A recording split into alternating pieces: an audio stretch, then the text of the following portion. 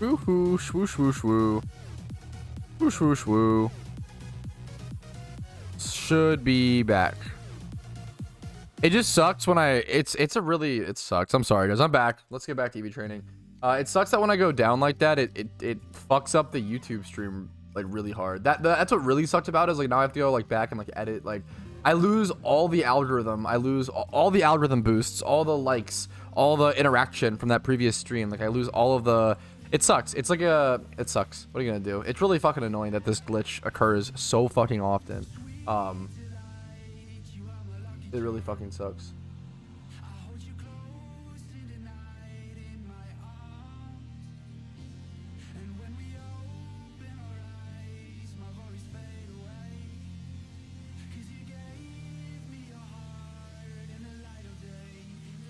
Wait, I'm trying to fix it. Sorry, fellas. One sec. Okay. Should be back. Apologies, chat. Apologies. We're back. We are so back. We are so back. Thank you guys for your patience. Apologies for that. Yeah, the YouTube stream is on a different link. If you want to watch on YouTube, I'm going to link it really quick. Anything to record clips? I don't think that would change anything. I can't imagine the NVIDIA thing clips are like going to work the same. I could be wrong. I can't imagine it's going to be the same streamlined process as recording clips with the software like we're meant to record clips. I could be wrong. I'll have to figure out a solution at some point. Ugh. Apollo. What is this? Apollo. My apologies. I literally couldn't read this. My Apollo cheese. My apologies. So true. Actually, so true. Anyone battling NU right now? Yo, the ultimate question. The ultimate question. I once again fly happy. I don't know. I'll have to test it off streamer. I don't want to worry about it right now. You know. I'll worry about fixing it at some other point, man. The problem is I just don't know if there is. I don't know. I'm trying to switch to OBS Studio at some point. Lay Patrouski. What's up, Chris? How you doing, dude? We have returned. Yippee! What's up, Spidget? How you doing, dude? How you doing, Spidge?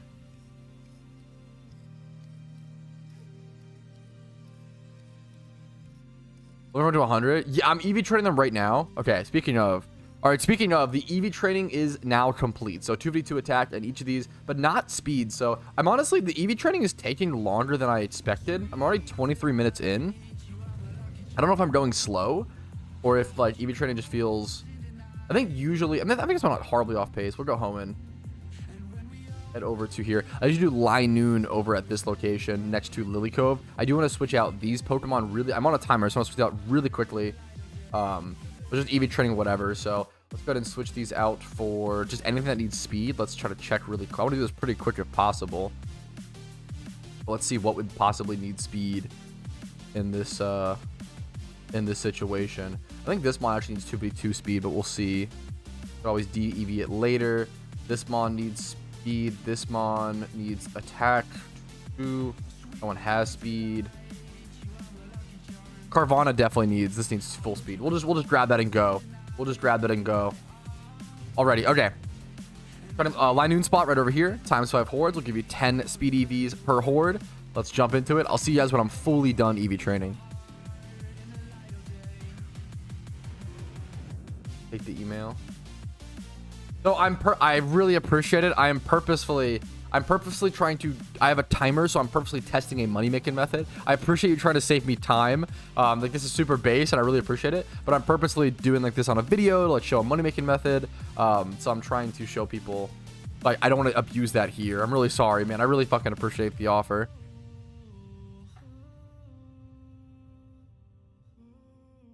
This guy top decked Misty and rolls 3 heads. Bro, Pokemon Pocket TCG is sending people over the edge. I don't know if on NU battle. Good luck, dude. Good luck.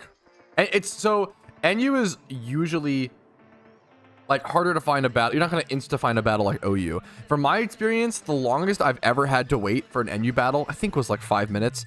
The problem is right now, dude, with the event season, like nobody's playing. It's kind of like, what's an analogy to this? It's kind of like It's kind of like when it's like COVID, when COVID was happening, right? And you like try to like go to like a fucking, I don't know, some fucking place. Okay, this is the worst analogy I've ever done in my entire life. But like, it's just, yeah, everybody's busy doing something else, right? I'm a new player in this event. I earn a lot. I use my earnings to spend $4 to beat the raid. Was it worth it? That's up to you. I mean, it's up to like, do you value your Pokeyen more, or do you value collective stuff? Like, that's totally up to you. You know, I really like collect. I mean, for like, money is really only a tool to do the things you enjoy with it, right? For some people, that's collecting more Pokeyen. For some people, that's shiny hunting. Some people, it's collecting, you know, PVM, raid Pokemon.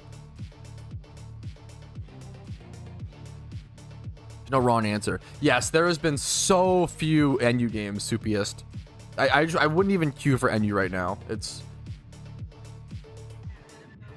the event season's going on. Yes, this is like, usually NU's a little quiet, Nomad, but like, it's still, you can find games. I've never really had a huge problem with finding games. This is like the quietest. This is like really extreme, Nomad. I just wouldn't recommend queuing. I would wait until like the 15th. The event ends decently soon.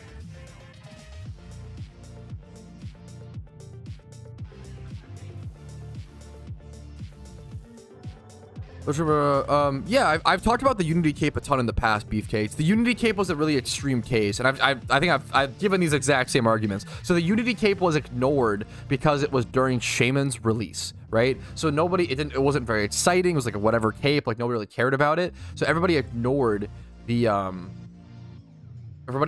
Unity Cape until it was too late. There was very little supply brought into the game. Any Pokemon you're attached to? Yeah, of course. All my shinies, pretty much, right? All my shinies. Shunning sounds so fun. Again, that's, dude, so much. I love this sentence. Shunning sounds so fun again after grinding swarms in the boss for 2 weeks. I love this sentence. So much of PokeMMO and any MMO is jumping around activities until you're kind of sick of them and then doing a different one, right? It sounds kind of funny. It's how you play RuneScape a lot, right? Oh, go do mining until you're bored of it. Then go do agility. Then go do, you know, Slayer, right? Blah, blah, blah. Like, you kind of just get to jump around. You can play the game however you're in the mood for. And I feel like that's how you truly play an MMO long term.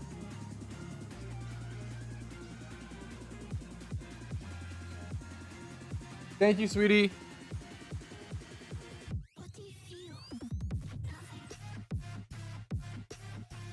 What is Pokeyen? I don't know. I don't know what that means.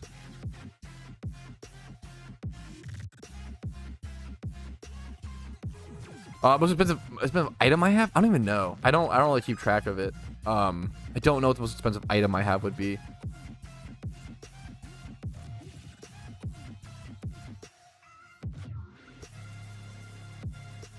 Oh, I'm sorry if I mumble. Yeah, does he mean Pokeyen? Yeah, Pokeyen is just it's gold currency, money, right?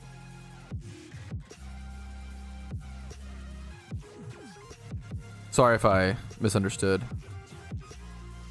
Gotcha. Yeah, Pokeyen. Yeah, Pokeyen's just the currency. It's just yeah. Sorry if I speak very quickly and mumble sometimes. I super understand. Yeah, apologies. Pokeyen is a fighting game. Yeah. Oh, that's what the streamer was talking about. Yeah. Pokeyen. That game, dude, I always wanted to play that game. I always wanted to. It was like only on the Wii U, right? It was on a very weird release situation. I feel like I know this name. That's funny. It was just because of the game. I don't know. Does EV trading always looked fire? It always looked fire, but I feel like it never got talked about. Like, I feel like, yeah, that was always the bit. Like, Pokeyen always seemed so fucking cool, and I was always shocked it didn't absolutely pop off way more, you know? Adding Pokerust when? They could never add Pokerust to PokeMMO. Adding Pokerust to PokeMMO would unironically be like the bubonic fucking plague, bro. That shit would spread so fast, it would be ridiculous. Every Pokemon would have Pokerust in a matter of like a week. Like, it would literally be like the equivalent of adding Pokerust to PokeMMO is just saying, okay, every single Pokemon now gets double EV gains. That's like that. It would just be like a broken buff. Like that would be it. Like, they would never add Pokerust. I'm pretty sure Pokerust causes you double EVs, right? I'm pretty sure. My first time playing Pokemon, I'm a long time Pokemon enjoyer. It does help me. I'm really happy to hear that, dude. I feel like I get so much dude, I'm happy to hear it. That's the goal, dude. I want people to have something hopefully helpful and also like entertaining, right? In the background to watch while they play. That's the goal, dude. I try to make content that I know that I would have enjoyed and I would have loved when, like back in 2013, 2014 when I was just starting to play, right? Oh yeah. Oh, for sure. Next team event after Halloween, probably great question. Probably Christmas, most likely Christmas. In-game COVID, it would spread even like way faster than that's the fuck thing. It'd be more like, at least with COVID, you know, not to like, please keep it not political, but at least with COVID we had fucking like science and like fucking we at least had things to like we were smarter than like when the bubonic plague happened, right? It would be like the fucking plague, like back when people didn't understand modern medicine, right? Dude, it's fucking, yeah. Politics Tuesday? No, not at all. Not at all. Absolutely not. It would spread way fucking faster. It would spread, yeah, Poker Rust would be crazy.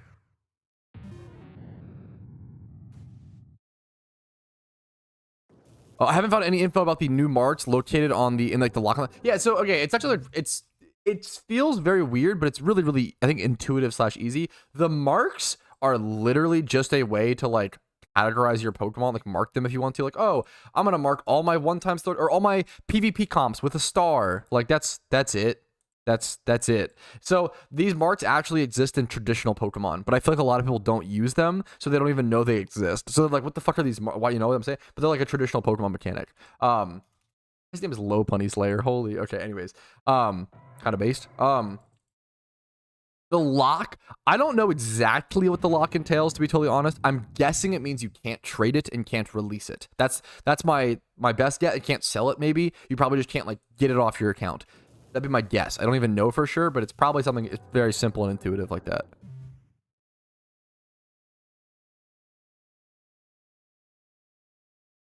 A temporary buff. But the problem is like why even add it at that point, you know? An Overwatch Classic, yo, true. I did update Overwatch last night in preparation. So the way you play Overwatch Classic is it's just a game mode. They hyped it up like it's a different game, which is the most Blizzard thing to do, bro. It's just a game mode that you like load into or whatever. I see your Totodile request, by the way. I appreciate that, dude. I will get to Twitch rewards at the end of the event. I need to schedule a costume contest as well, I feel like. Can't go to the account box? Yeah, that makes sense.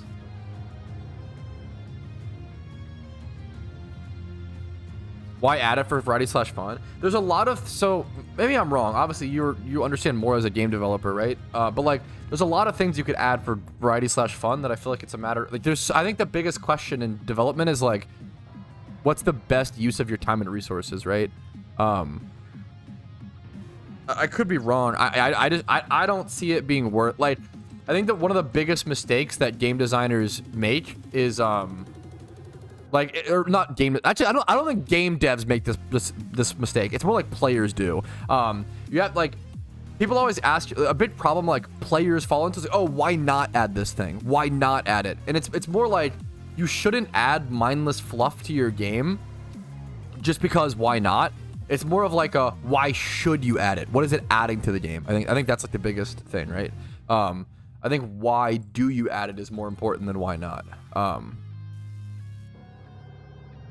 Yeah, no, dude, Viz, I probably still would be surprised, but that makes so much sense, right? Like, you can only tick away at like, oh, I'm gonna fucking like tick away at all these like core systems. Like, oh, I have to code more of how the PC box works today, or code more of how the battling works. Like, but before eventually you're like, bro, I'm just gonna do some fucking sprite work and make a cool ass vanity. You know, like I think that's awesome. I think that's like, that's being a game dev. I don't know much about being a game dev, but like being a game dev, I bet it's similar to, not really, but like to playing an MMO in that regard, where it's like, oh, you do something until you're sick of it and then go do something else, right? It's kind of, you just switch around activities, right?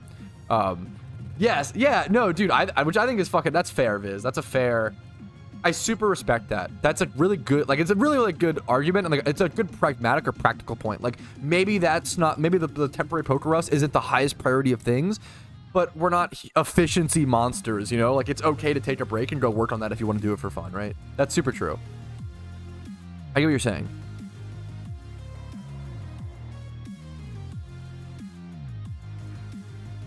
And yeah, a lot of people have issues. I get that. A lot of people really fucking hate the like leftover, like the certain like OCD people fucking hate the leftover numbers of when you, which I understand. I get it, you know.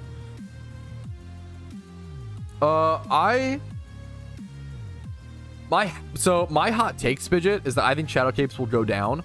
But every time I say an item goes down, I feel like people purposefully crank that item up to go against the most popular Pokemon, which is kind of based. I kind of like every time I say this, I should just start predicting that every item will go down, and then all the ones that I invest into, and they all just go up. Actually, market manipulating based.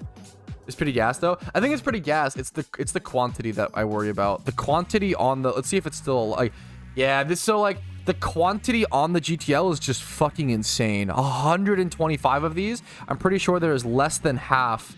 So spooky beanies, there's 81, right? There's less spooky beanies on the GTL than Shadow Capes. And I feel like I see more people wear the spooky beanie, but also probably because it's cheaper or, you know, whatever, right? I actually feel like the, what's it called? The spooky beanie grind is more difficult. What are you doing? What are you trying to eat? Box?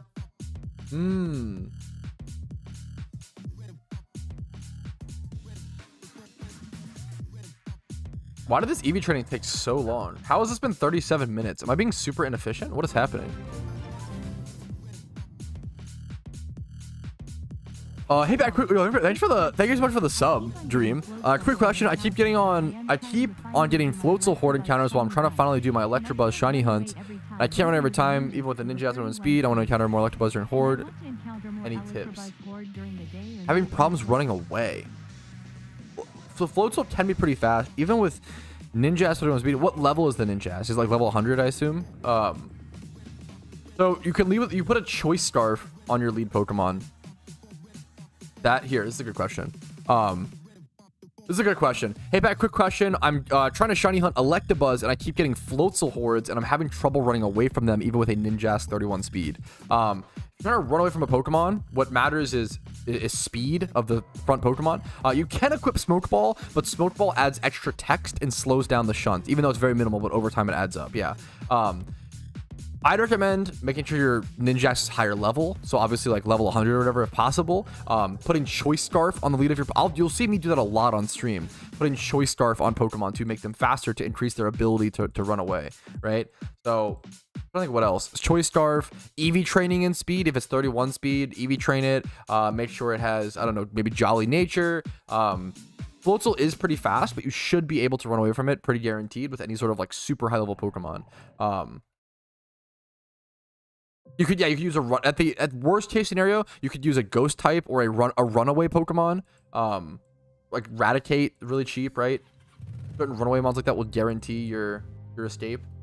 That also, runaway might add a line of text though. I'm not totally sure on that, so I would double check. But hopefully some of these suggestions help you out. But yeah, like factoring in how to escape from hordes and stuff is like really important when shunting. So it's a good question. That's part of your some BS. I'd be surprised. You should still be able to run from the battle. I could be wrong. I could be wrong. I could be wrong. What is it? Yeah, gotcha. It's a great question, Dream. Good luck to you, dude. It's a great shunt. A ghost believer.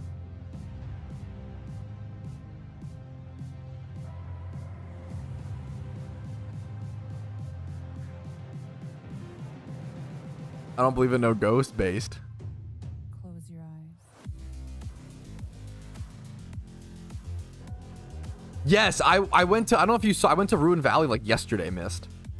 that was like the first, I was like, that was the first location I was like, I'm gonna go test this at, you know? I wasn't here. Yes, I was like, that was the first immediate, I was like, oh yeah, I'm gonna go test Ruin Valley. Like, it's the perfect Pokemon for Ruin Valley now. It's so good. I'm gonna affect odds. Oh, fair enough. I would have never thought that. I know that Floatzel's like pretty fast. I would have never thought that priority moves affect the odds of escaping. That's so interesting.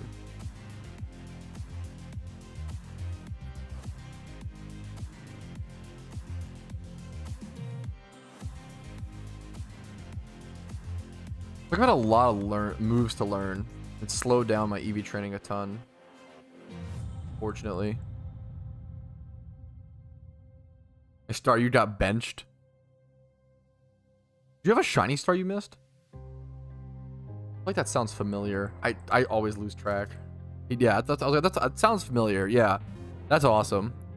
Do you have custom strings? No, I got rid of custom strings after they put out an update recently trying to demotivate people from using them and adding standardization. Thank you for the sub. Luke Stevens for the Twitch Prime. Hopefully the content's been helpful enough or entertaining enough to be worth that sub. I really fucking appreciate the above and beyond support. Could not do this without people like you do. Thank you so much. I like the events. As a new player, I went from 100k to 8 mil so far. Dude, nice work. That's a crazy jump. That's so sick. Trying to find chainsaws? Bro, what kind of construction work you got going on? Oh no. Good luck, man. That is brutal. Start actually breeding. Dude, I'm so happy to hear that. That's fucking amazing. Block. Nice job, dude. I want to buy items, but there is no supply on the GTL and trade. Just where we're finding out what should I do as per ask around here. I want to buy items. There's no supply in the GTL? What items are you trying to buy with no... Wait, I'm so curious. Now I'm just... Yeah, just tell me. I'm just curious. Tree for service? Gotcha. It's last week? A whole week of it? Bro, what? I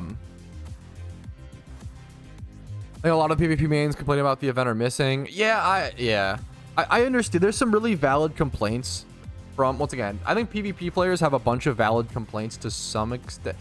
But I don't know. It's tough because the more I've thought about it, it is tough because I gave this analogy yesterday, right? Where it's like, if an update came out tomorrow that, or like, let's say instead of this Halloween event, we got an update that was like just 10 PvP changes or 10 PvP like massive updates, right? And nothing for PVM or whatever.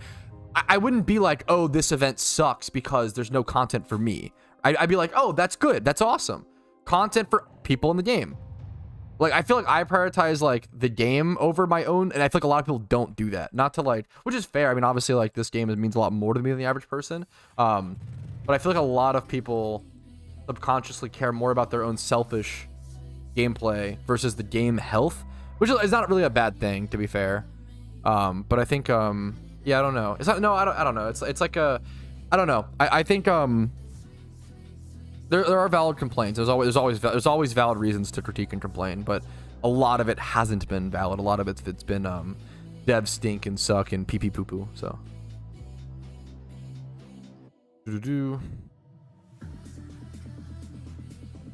But then they're bad people. Okay, wait a minute. Valued cool raid gimmicks over functional hit ability mons. So like, I get that's fair, but at the same time, that sentence could be changed to like, if I could just take that exact same sentence, Soupiest, and say, oh, the devs valued creating interesting and engaging PVM raid mechanics instead of slight PvP adjustments. So you can just take the same exact thing and you know, change the wording and adjust the whole meaning, right? PvPers no, that's not what I'm saying. I think there's a lot of great PvPers and a lot. Once again, I feel bad because I don't want to loop people. I feel like I've been looping people too much into like crowds. There's just some shitty people in PokeMMO. There's shitty PvPers. There's shitty PVMers. There's very few of them. It's so few people. The chatter said that. What was this one? Oh, true. Yeah, yeah. Dude, I'm happy to hear that, Drownsy. That's fucking. I love it, dude. Yes, yeah, fuck. Spidget's no longer a PvPer. He's a Gamba streamer.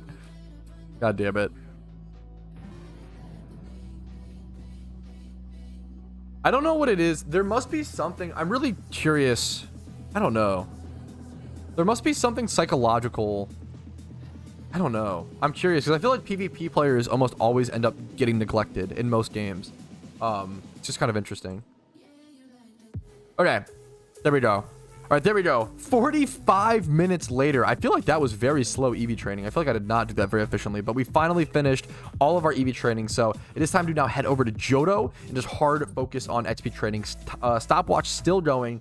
I'm curious to see how long it'll take me. I am going to be popping Lucky Egg / XP Charms as well. If you don't know, the best XP training spot in the game is Johto. If you're a newer player or an average player doesn't have access to Mount Silver yet, which is super fair, you need the Pokedex completed to be able to access this location, which I feel like most people don't have, which is fair, right? You want to go to like Hoenn, Battle Frontier, and do Hordes of Tentacruel there instead. Thank you for... Yeah. Let's throw these in here. These. Ooh, I can only do 4 Pokemon at once, which is kind of unfortunate. Oh man. I forgot about that for a sec. It doesn't really matter. The only like somewhat downside of doing this spot is that you do need special attack from Rampardos and a like Sweet Scent Pokemon, so you can actually only XP train 4 Pokemon at once, which can be a little awkward. But I mean, the way that XP training works anyway, it's not really going to add any time because you're actually going to end up like splitting it among the other. Like it's going to end up still equally splitting the XP, if that makes sense, right? So like if I'm XP training 4 Pokemon, it just takes 10,000 XP or whatever and splits it 4 ways. Like it's like 2,500 or whatever, right? But if I'm XP training 1 Pokemon, that 1 mon will just get all the XP, right? So there you go. You either need XP Reamplifier or like 5 or 4 XP shares or whatever, right? So make sure you're using the right items to get the XP and EVs over to your Pokemon. We're gonna go ahead and start XP training here. 46 minutes into this. I'm going to see how long this takes to get all these level 100. I know that the Primeapes need like 1 million XP to reach level 100. I actually didn't check for Cloisters or Mienshao, so hopefully they're not too bad.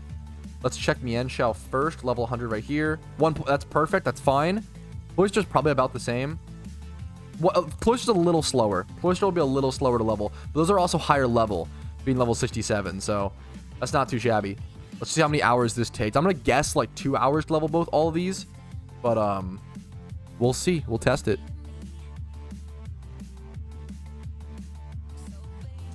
What's the math? Like, keep in mind. Times 5. Yeah, so keep in mind, this is actually like kind of ridiculous. Keep in mind that each of these Pokemon, once they're fully EV trained and XP trained, will sell for like 300,000 Pokeyen a piece, right? Times 5, that's 1.5 mil.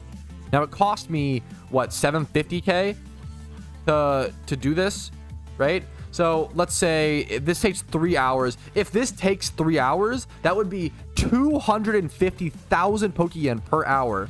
Well, to be fair, minus the XP charm cost. So I'm curious to see. This could be really, really good, or honestly not as good as I thought it was going to be, depending on. But methods like this, if usually EV training and XP training a Pokemon for profit is like 150k an hour. It's not usually 200, 300k. If you're reaching that levels of Pokeyen profit margins while doing something as basic as just grinding EV training and XP training Pokemon, like that's really, really good for the average player and really, really good for like new players, because you can do those methods. Really just, it's game knowledge, but it's also just a lot of grinding. You don't need the upfront capital as much. For this one, you kind of do, to be fair. So it's a cool method though. I'm curious to see how it ends up.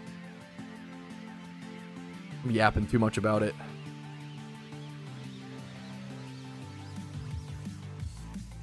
Fossil farming is super solid. Yeah, fossil farming is great.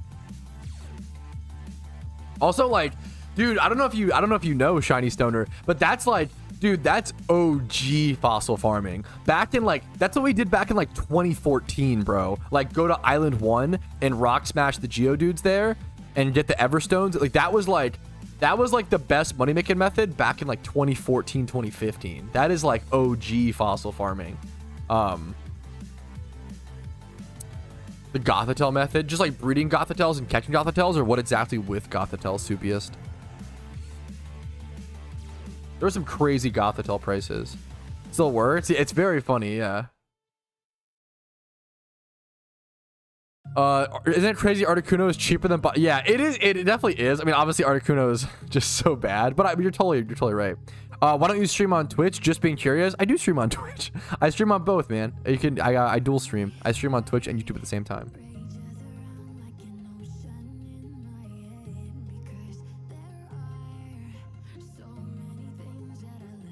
If I breed a shiny male OT with a shiny female from the same Evo line, will it be with the same Evo with the same species line? Yes. Great question. I have a more in-depth video that breaks down like shiny breeding. The Pokedex as a whole. Sorry to be really late to that question, Salopian.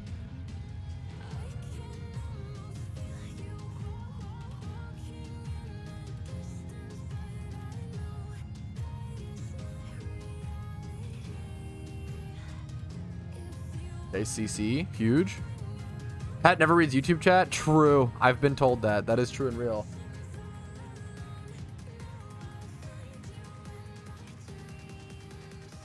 Easy Bojo gonna play Overwatch Classic? I don't think my wife is a big Overwatch fan. I think that's like, she engages with almost every hobby that I like. She's like so good about that. She does not like Overwatch, Overwatch is like such a fast paced, it's such a zoomer, like fucking chaotic like game. I get it. You would try Classic? Yeah.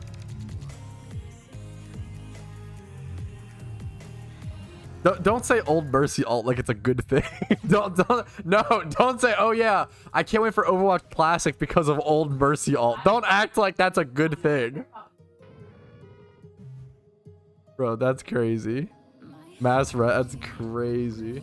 I never played Overwatch with Old Mercy R, which is crazy. I keep saying R, it's her like alt Q or fucking Overwatch, I guess. I've never, I know how broken it was. I never experienced it, thankfully. But yeah, I didn't have to live through it, but I understand. I can understand how broken it is. That's why I'd want to play. Overwatch is, I honestly fucking love Overwatch, Spidget, I'm not gonna lie. I never would have played, I actually never, ever, I can actually say, dude, Forthium, if you ever see Forthium in chat, next time you see Forthium, say thanks for buying Pat Overwatch. I never, ever would have tried Overwatch, but Forthium was like, dude, I want friends to play this game with. He bought it for me. Like, just, it was so nice. Like, he was like, I want people to play. I was like, dude, I would have never, ever tried it. And obviously now it's free to play, lol, but like, I would have never played it. Yeah, it's absolute worm. Thankfully, I don't think so, Viz. Thankfully, no. Okay, the spooky, the special boss here. What's this Monster Energy drink ad? Yo, hold up. Yo, what's up, Ace? How you doing, dude? Mercy dies every fight. I could never. I hated, the worst thing was I hated people who would ask me to swap Mercy. People always act like Mercy is like, oh, it's so easy to play, LMAO, like it's the e-girl champ. Bro, I beg any like Genji main or some shit to try to play Mercy. I fucking suck dick at Mercy. As a Lucio player, I could not play Mercy to save my life. Like, if you play a mobility based character and then you switch to Mercy and you lose like unless you like learn her fucking tricks, which are fucking cool, right? But I was so bad at, I didn't know them, right? How do you, she's just so like, she's so mobility bound and so like fragile. I fucking sucked. I hated Mercy. I just always inted. Holy crap, dude. I've seen enough of Mercy content. Tom, bro, you are, come on, brother. Jeez Louise. Okay. Delete the hair roster, but they're gonna know what everyone. Anna, yeah, that's kind of. Anna's like, Anna might be one of the most like. I just ran. I'm an idiot. Anna might be one of the best characters added to like a game after launch of all time ever. Like, Anna's actually such like Anna's peak Overwatch hero design. Not even. I'm sorry. Anna is peak video game design. Like, Anna's so well made. Watched my day. No, I don't. Not familiar.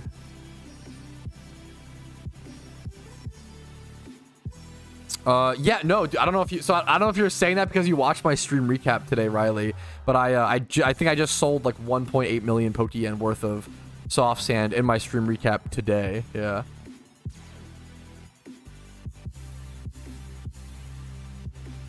It's funny, after we got Anna, we got Sombra. Please say that's a joke. Sombra, best designed Overwatch character. I love you, okay? And I made my vows to love you forever. But if you ever lock in Sombra, so help me. No, I'm just kidding. I fucking hate Sombra, dude. Holy shit. Name is Anna. Oh, I got you. I have no idea. Gotcha. I should catch alpha mons. Any of the guys on how to catch them. The biggest thing is, I think I have a guide on it somewhere. You can use skill swap, contrary spinda. The biggest thing is just if you have one good Breloom,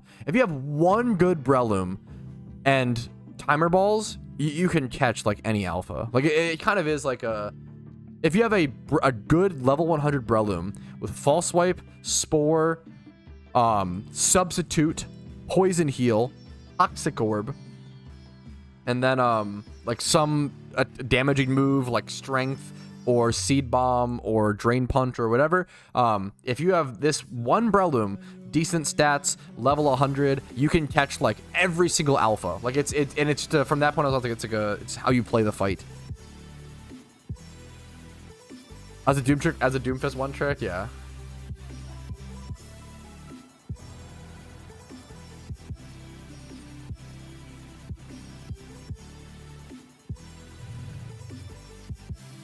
Yes, I've had many rants in the past about. I think Sombra is genuinely one of the worst, if not, I think the worst designed video game character of all time, like competitively. She is a low skill to play counter to high skill heroes, which I think is like you just hold right click, lock on, and turn off high mobility, high skill. Like it disgusts me that a Genji player can put 3,000 hours into learning the hero, into learning his 180s, into learning his like shuriken fucking spread, all these things, right? And like his fit, whatever, right?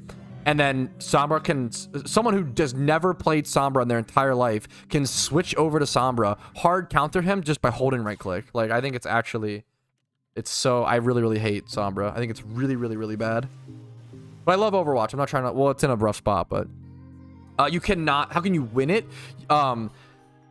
Discharge Pokemon. The fights, okay. How can I beat the shiny Alpha Gyarados fight? I can't, I'm so tilted. Dude, I get it. Dude, it's tough. Especially if Johto's your first region, the Gyarados boss fight and the Hoa boss fight can be really tough.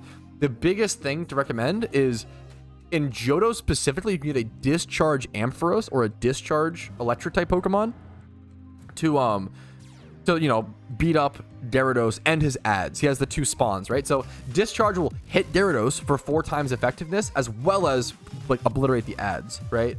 The side minions or whatever, right?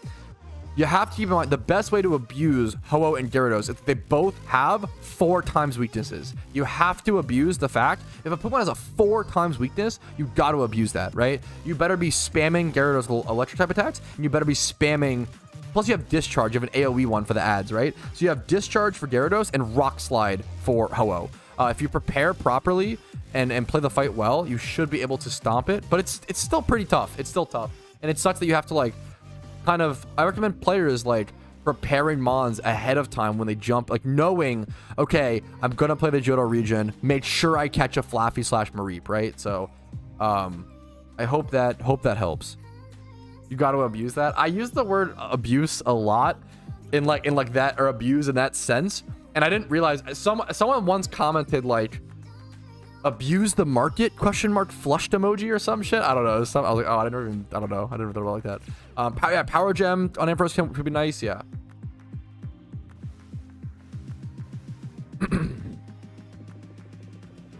Yo, that's a satisfying feeling. Live a little. That's nice.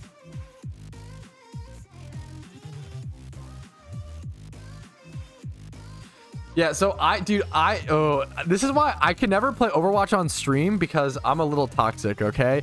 If I'm a Lucio player and I play against a Sombra and that Sombra pops EMP before my beat, I flame the fuck out of them in chat. Because like it's like the one thing I shouldn't tell. If you're a Sombra player, I shouldn't tell you this. I don't want to give you any.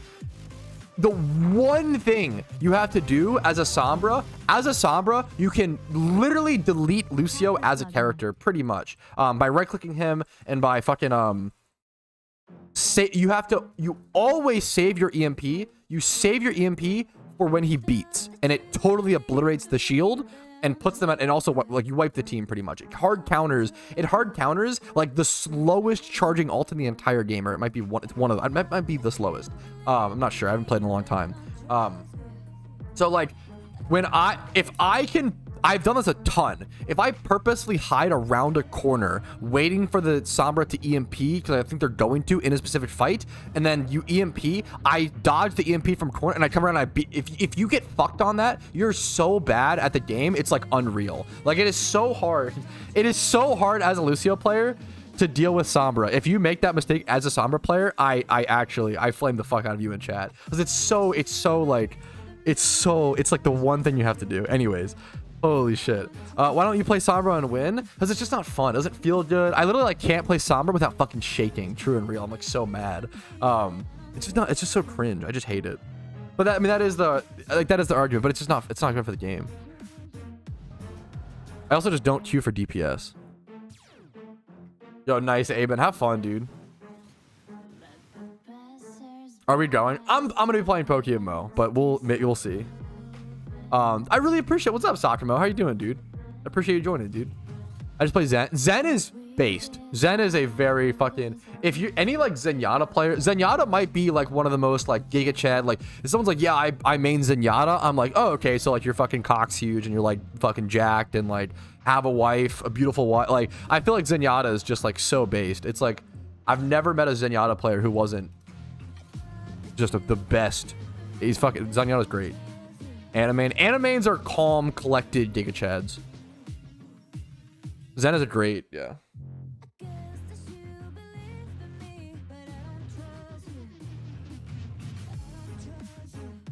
I have. Wait, I'm so sorry. I missed. Okay. Whoa. Clarko gifting a sub over to Tom. I even missed the Clarko. Dude, thank you so much, Clarko. Above the times for the follow, and then the real Broby, Patrow, Slugma, the real for the subs, guys. Apologies for missing those for a quick sec. You can flame me more for that. Junkrat mains are just like. What the fuck? Junkrat mains are like. Okay. Junkrat mains are people who have like. Oh man, how do I say this? Like, not even like a dissing way. Junkrat mains are guys who like haven't shaved. They've got like paper plates on their desk, half empty Mountain Dew bottle that's been there for 2 weeks. That's like warm and gross now and flat. But like they're also the chillest fucking dudes you'll ever meet. You know, like they're not like they have no problems, they have no beef. Junkrat mains don't give a fuck about winning. They don't actually care about like how the game turns out. They're just trying to like jump around and like do dumb shit and like spin their little wheel. Junkrat is just so fucking. It's just they're just like in their own lane because there's so few Junkrat mains, and Junkrat is so bad. It is so hard. Once again, from my last understanding of Overwatch, I haven't been actively playing, so maybe the metagame has changed a ton. But like Junkrat was so bad for so long and so like unplayable. It was just yeah. Zarya mains. Zarya mains. Okay, I shouldn't beef. I kind of do. I personality wise butt heads with Zarya mains. However, Zarya mains are always they're fundamentalists and they're coaches. Most Overwatch coaches play Zarya, and the reason being, and I've said this a lot, Zarya, if you want to learn the basics of Overwatch, positioning, chokes, team play, coordination, cooldown management, ult management, learning tracking opponent ults, like learn like corner, like when to like beat on a corner, when to engage, blah, blah. You want to learn all the basics of positioning, everything in Overwatch. You got to play like Zarya teaches you everything. You have to be good at the fundamentals to succeed with Zarya. But she has like no mechanic. She's like not interesting mechanically. I don't at all really. Yeah, Zarya, you have to like yeah, you really have to like yeah. I feel like Zen. I learned a lot with that as Zen as well. Support version of tank. I think it's a decently. It's decently fair. Good Zaryas can just fucking take over games. Like it's pretty crazy. Oh yeah, for sure. It is a little. The problem is, I think Zarya is the most. I think Zarya is the most boring, least exciting, least satisfying character to play in Overwatch. I think she is, but that's like why it teaches you good fundamentals. The only thing that's flashy is a good grab. Good grab, right?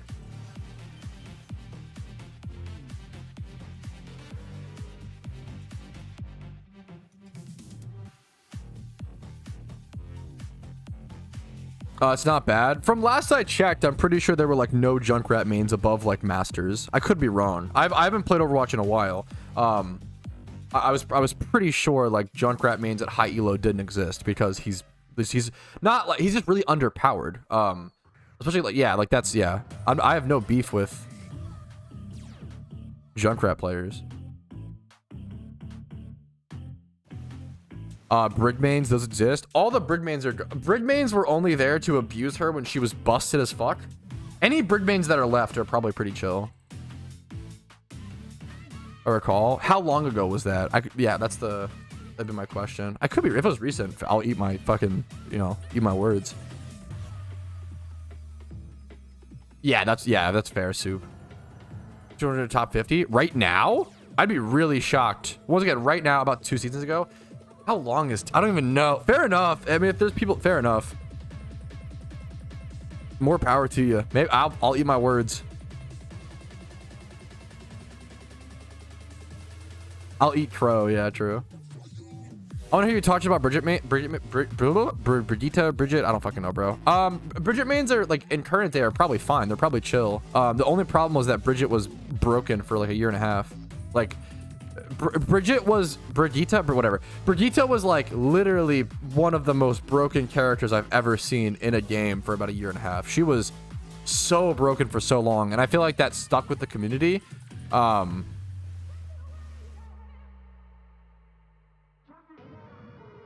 if you have the image, is disgusting. There's been times where it's, I don't know, I just don't know. It's really hard to balance. It's really hard to balance snipers in games in general. There's been times where Widowmaker is fucking unplayable in high tier, and there's times where Widowmaker is like fucking insane, like broken as fuck, right? It's so... Widowmaker is so hard to balance. It's really hard to balance. Snipers in general are really hard to balance. And there's a ton of like video essays talking about this. Snipers are like, anything that's a one-shot kill is so hard to balance in video games. It's kind of like, if snipers can be a one-shot kill, it's really fucking... It's like too broken, but if they can't be a one-shot kill, it's like unplayable. It's like really like, it's really hard to balance snipers. Also, it can feel bad as a player to like, that's a big thing you notice, and like that's I think it's one of the biggest things that like the difference between diamond players and masters players are usually head peaks and positioning against widows. That was one of the biggest things like I had to learn, was positioning against masters level or higher or GM widows was so different than positioning against diamond widows. So fucking different. Because they will just take advantage. They will hit those shots. It's tough, Aben. It's tough. And once again, it's tough. I'm kind of with you, but it's tough.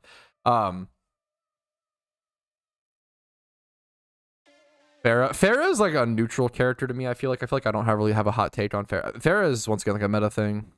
Yeah, Scatter Arrow being back is one of the funniest ones to me. That is pretty crazy. Pretty crazy to me.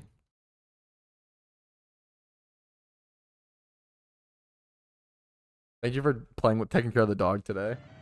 Romeo has had so much energy recently. He's playing tug of war right now with my wife. He's had, here, pull a little bit. He's had so much energy recently. Like, even more the past, like, 2 days or so, like, at noon, at lunch. Playing the Black Ops 6 campaign, fuck me, it's creepy. God, I actually thought about this. I want to go back and play all the old COD campaigns so bad. I feel like it is kind of, maybe I'm just giving a cold take and pretending like it's so fucking brave. I feel like people forget about the old COD the old COD campaigns actually were so good. Like, I think everybody knows this.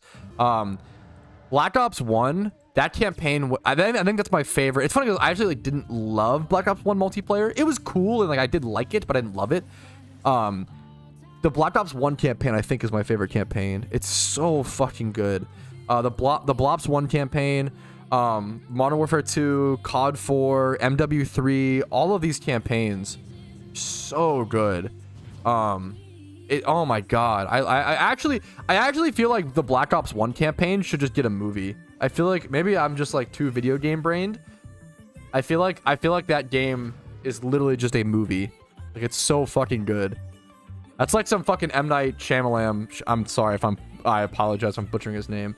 M. Night Shyamalan. I don't want to. Shyamalan? No, it's fine. Shyamalan. Yeah, that's a fucking M. Night Shyamalan shit. That's a fucking crazy.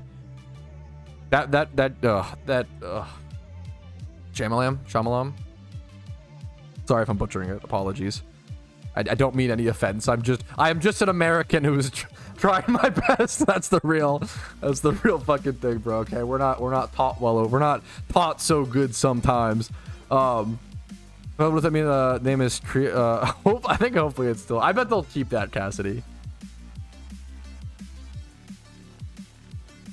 Did that shit impute?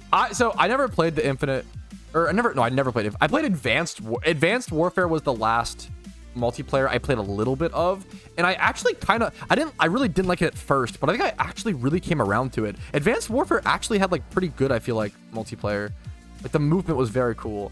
But I played like Blops 2 was like, I think Blops 2 was the real last Call of Duty most people played. I feel like this generation, just to impress over COD. Fuck, I respect it. My wife said true. I feel like COD not even COD 4, I'm sorry. Starting back at like, from Call of Duty Finest Hour all the way to like Blops 2 was just such a fucking arc, dude. Like the most dominant performance we've ever seen in gaming. I feel like people forget about Call of Duty Finest Hour, or specifically Call of Duty 2, the Big Red one. Who played Call of Duty 2, the Big Red one? That game was really fucking good. That game is very, very good. I think COD 4 was most people's first. I had to go back to play COD 4. MW2 was my first. I was gonna say, I have to redo this video. I have a video. I have all the footage, all the gameplay, all the recordings, the scripts. I have all the resources for this. I did a Call of Duty Finest Hour video, and it kind of talks about old Call of Duty campaigns, and specifically it's a playthrough of Finest Hour. And I have all this stuff for it, and I was almost done. I was like editing. I spent like 12 to 15 hours editing this. It was such a fucking big project. And I accidentally deleted the project file, and I was just fucking devastated. So I never went back to finish it. So one of these days I've got to go back and actually like tackle that challenge.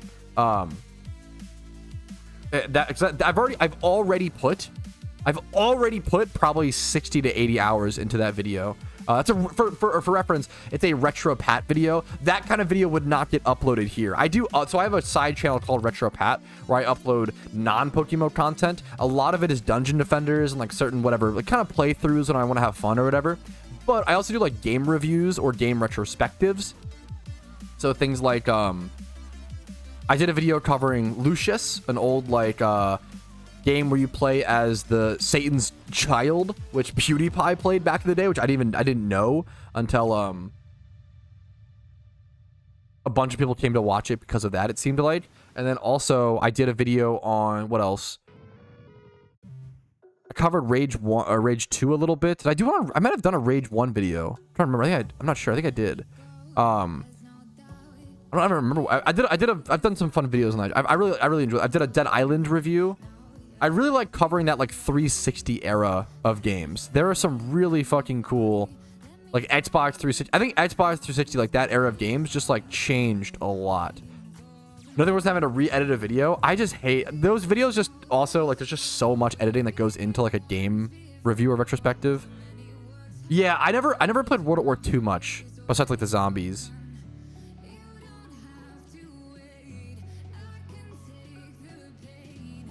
For price checking stuff, you can either watch on Twitch and redeem a price check reward, or you could I have a video called the Ultimate Price Checking Guide to PokeMMO. Price checking a shiny like that, It's actually kind of a tougher one, to be fair. That's actually like a good question. So what I would do if I were you is, I don't know. I'm not that busy. Never mind. I'm being kind of annoying. So the problem with price checking Pokemon is that I have to ask you, okay, what's the gender? What's the nature? Does it have particle effects? What's the catch location? What's the catch date? What's the OT? Like, the problem is there's so many factors that go into price checking a Pokemon, but I can try to help you. If you don't mind giving me the nature and the gender, I can give you a guesstimation on what I would sell it for. The biggest problem I see a lot of people doing with price checks is trying to make them too accurate. And if you make something too accurate, it makes it inaccurate, if that makes sense. You don't find comparable prices.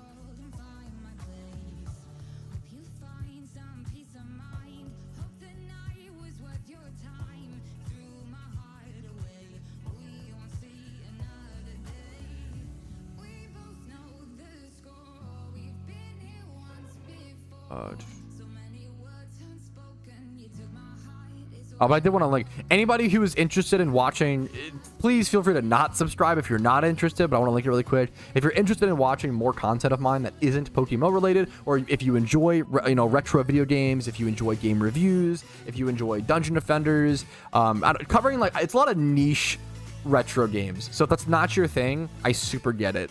I cover like Fate getting a remaster. I react to Overwatch Classic. Like, it's not going to be everybody's cup of tea. Definitely important to keep in mind, but I want to throw it out there.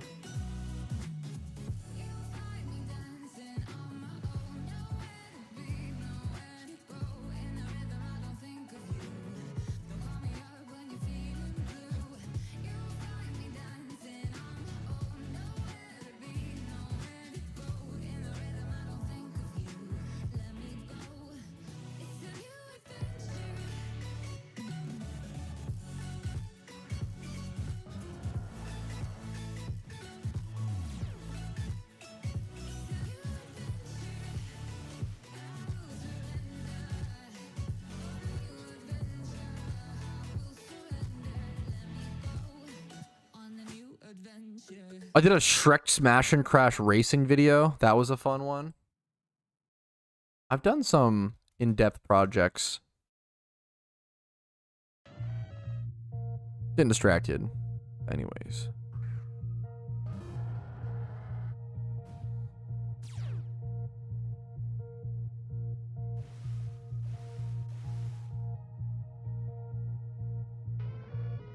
Fusion Frenzy. Dude, I think I have that game, but I've never played it, so I need to play it at some point. No particle effects. What was the mild nature male? Thank you. Okay, I got you, Neo. Mild nature male. Male is the big one. Okay, mild nature is irrelevant. Okay, so the way that I would price check this, Marowak's humanoid, right? Or monster? It's either humanoid or monster. Monster. Okay. The way that I would price check this if I were you is I would do shiny, egg group, monster. The IVs are 31, 30, but I'm going to do 25. Ignore special attack. The special attack is irrelevant. Someone who wants a monster, you have to understand why is someone buying the thing, right? Someone is buying this to breed up their shiny. They don't care about the special attack stat is irrelevant. It's just going to give you like a higher inflated number that isn't actually the price of your Pokemon. If I were you, I think this is a perfect example of what you should sell your Pokemon for. I would sell your Marowak for 2.5 mil. I think, or that Marowak is worth around 2.5 mil. I will say, if it is an OT shiny, especially your first OT shiny, I would strongly encourage you not to sell it, because the extra Pokeyen you will gain from it will be minuscule in comparison to the actual grind it would take to reobtain it, or the grind it takes to get something like that. I have a video on why I feel like players should never sell their OT shinies. Never is a bit of an extreme. I wouldn't really agree with that, but like, it's more of like I think most players shouldn't sell their first OT shiny, and most players, I'd say 99% of players regret selling their OT shinies. And for a long time, it was a big problem in the community that people would make that mistake and just have to learn from it, until creators like myself and Roy Rogers News really made videos talking about, hey, avoid this problem as a new player. Yeah, you can make 2.5 mil a lot quicker, and it's in your more in your control than you get. Shinies are much harder to get than Pokeyen. Absolutely.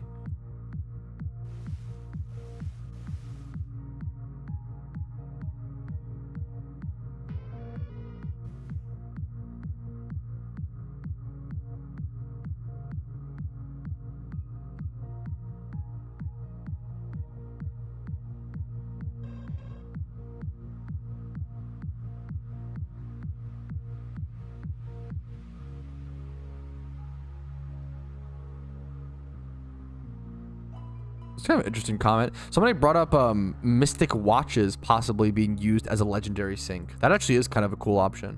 I don't know how you would implement that, but like something related to that is actually kind of cool. Greatest Xbox game was Skylanders.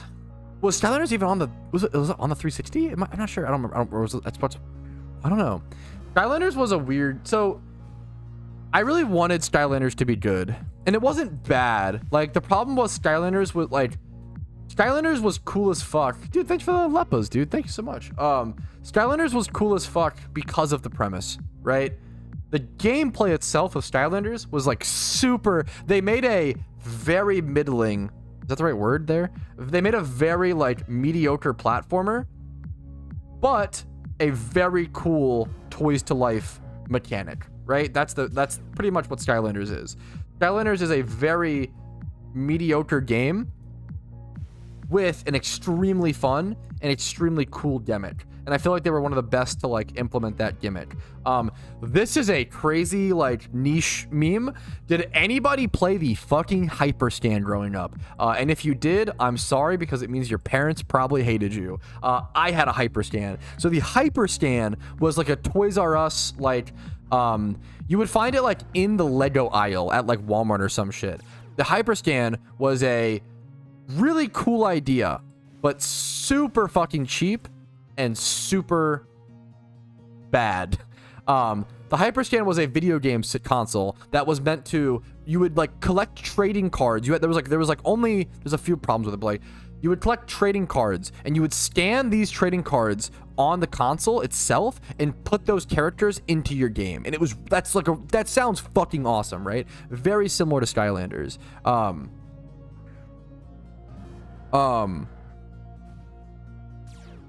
Yeah, Oso.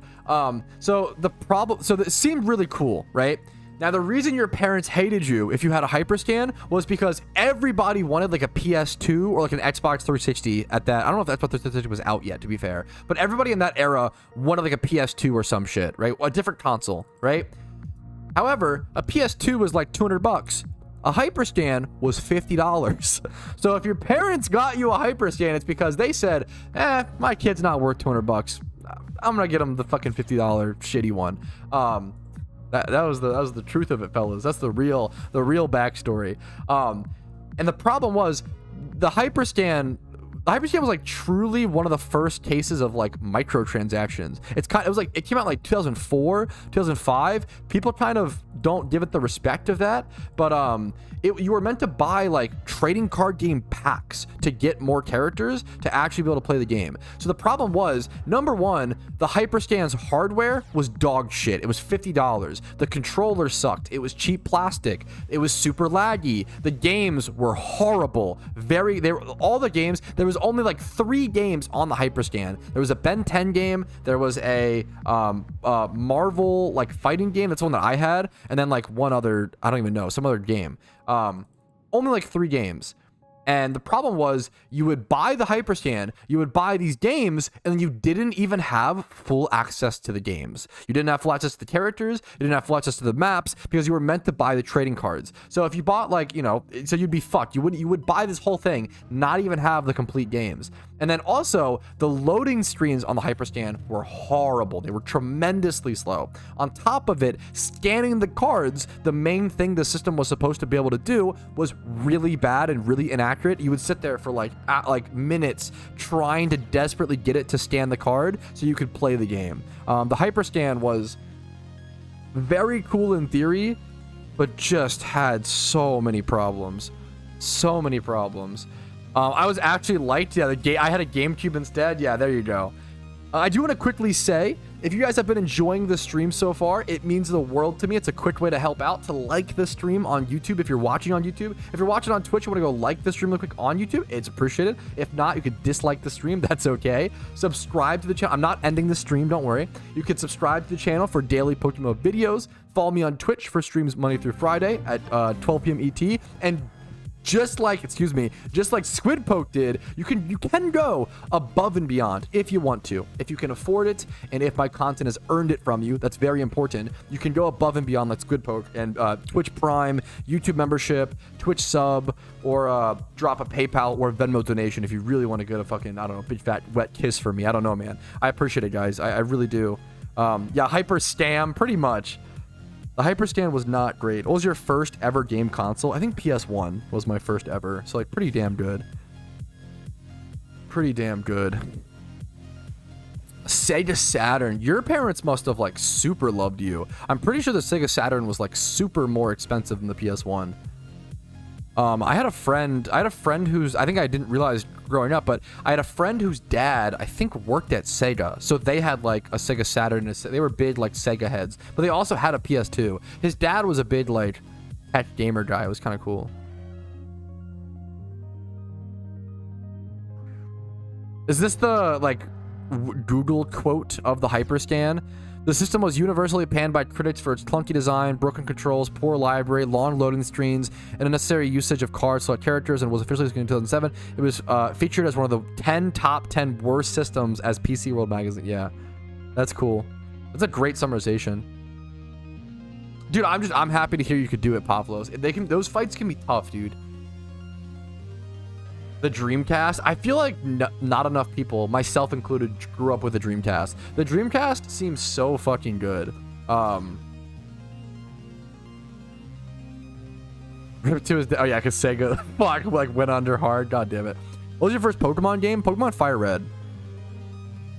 Yeah, no, it's good to have that like recap, Broby.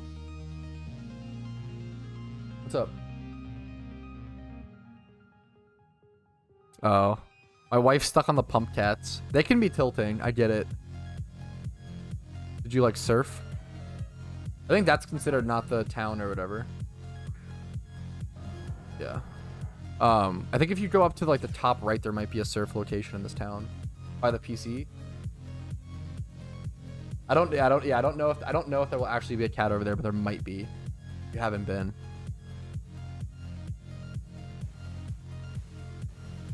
Or if it's a waste of time. Is that it?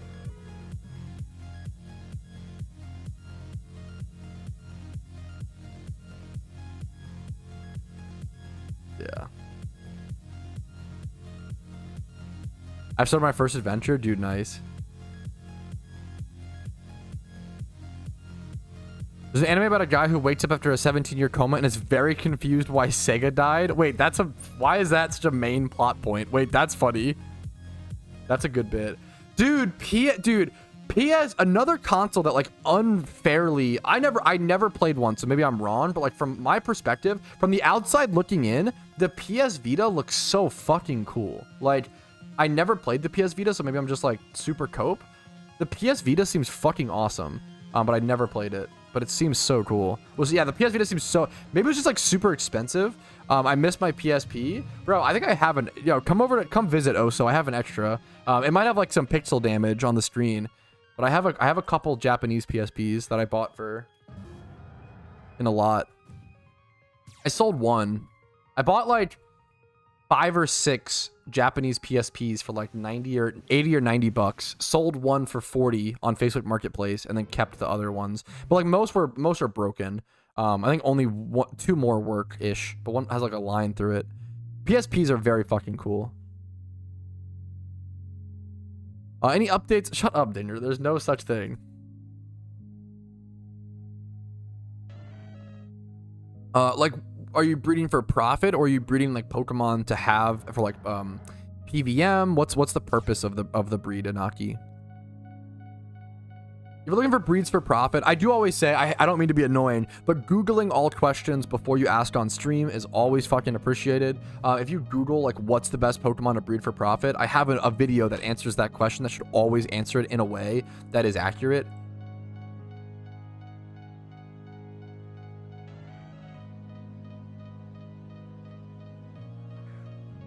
I think this Metacham was a Metacham that I actually flipped. I bought it for 200k and then flipped it for 250 because I was like trying to sell another one as well. That was just a quick flip on that Metacham, which is nice. Yo, what's up, Vange? I'm honestly in a great mood and doing good, dude. How you doing, man? Under the desk mic? What are you gonna hear my stomach grumble? Any guesstimations on the next summonable Uber legendary? I'm gonna be honest, like maybe Cresselia, but like that's so, I don't know. They talked about Zekrom. Like I put out a video yesterday. Make sure, if you want to keep up to date on PokeMMO news, make sure to hit the notification bell on YouTube. I know it's kind of annoying and I'm sorry to shill, but I mean, it is good. I think a lot of people missed that. There was a video yesterday about the devs talking about Zekrom being possibly added. I think it's not Uber. Oh, I think you're right, Fly Happy. That is true. No, that's a good point. Yeah, Zekrom might, we could see Kyurem because it's ice type during Halloween. I like, or not, Christmas, sorry, Christmas.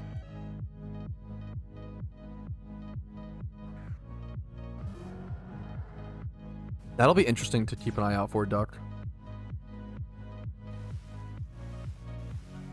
You're too nice, E-Boss. I understand how, like, if a new player comes in and asks a question and the streamer is like, just go Google it. Like, it can come off very dickish. And I don't mean it to.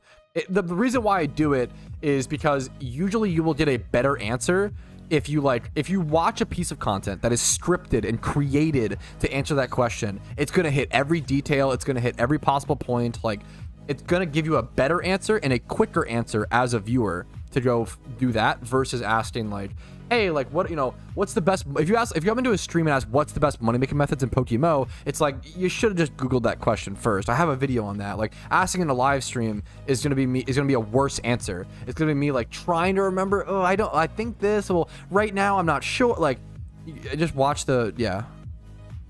Shut up, Jimmy Run. God damn it.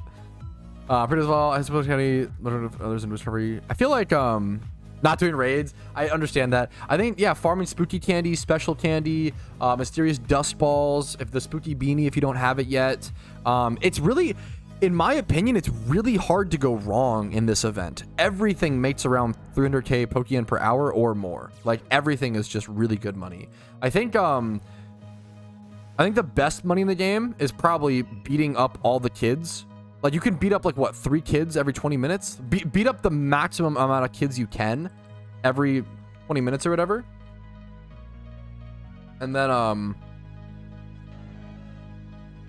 go farm, what's it called? Swarm Pokemon. Are terrible in my opinion. Is that really? I've heard really good things. I feel like you should be able to average, like, 300k an hour. Obviously, the chance of spooky candy is not, like, it can be RNG dependent. If you get super unlucky, maybe you're just getting super fucking unlucky. I could be like, because I think I've also been, I think, kind of lucky. I could be wrong. I think the drop rate of spooky candy is about 1 out of 4. I could be wrong. Because I did around, like, I don't know, I've probably done like 8 kids this event, and I feel like I've gotten like 4 spooky candy. Like, I feel like I'm at like 50%, but I think that seems lucky. You did 20 and didn't get a single. Okay, that seems like really bad luck, Rumel. Yes, 1 candy every 3. I'm turbo unlucky that no, dude, but it's good to share that experience because, like, it's true. Like, if you get unlucky on spooky candy, it's super rough. The spooky candy is used to battle the mini bosses, which then those give you special candy. So you have to, like, consume 1 spooky candy to get a special candy, and you use a special candy to fight the pumpkin boss. So, like, which this was genius design. Previously, farming spooky candy was not a very good money-making method because you wouldn't consume them for anything. They would be like traded in for like a few goodie bags, but they ended up making them a way better money, which is really good for new players and average players. Mini bosses can be, yeah, if you buy spooky candies and then go like, yeah, that can be really good. Also, once again, you could like skip the event stuff and like do stuff surrounding the event. Like do what I'm doing. Like I'm leveling Pokemon and XP training Pokemon that are good in the event, even though I'm not playing the event, like any part of the event myself right now, right? The event it's a great question, Promise. I think it's I believe it's like, is it 7 p.m. because daylight savings time? 7 p.m. ET, I believe. It might be like 6:59. Let's double check.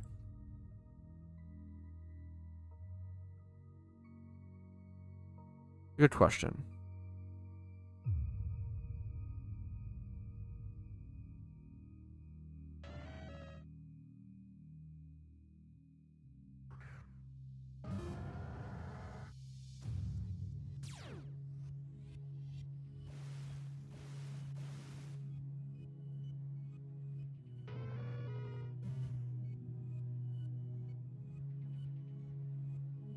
Let's go check the exact time. Right, this is a good reminder for those who aren't aware of exactly what time the Halloween event ends on November 14th. So a lot of us know that the Halloween event ends on November 14th in PokeMMO. Now, specifically, it ends at November 14th, 11:59 p.m. UTC. I haven't seen this many people talk about this, but I actually think that this time change is one of the coolest things the PokeMMO devs have ever done. I've complained about this in the past, how usually the event would end at midnight, right? So the event would end at midnight, November 15th UTC normally, right? So people read that like, okay, the event ends on November 15th. But no, if it's November 15th midnight UTC, that's actually November 14th at like 8 p.m. ET.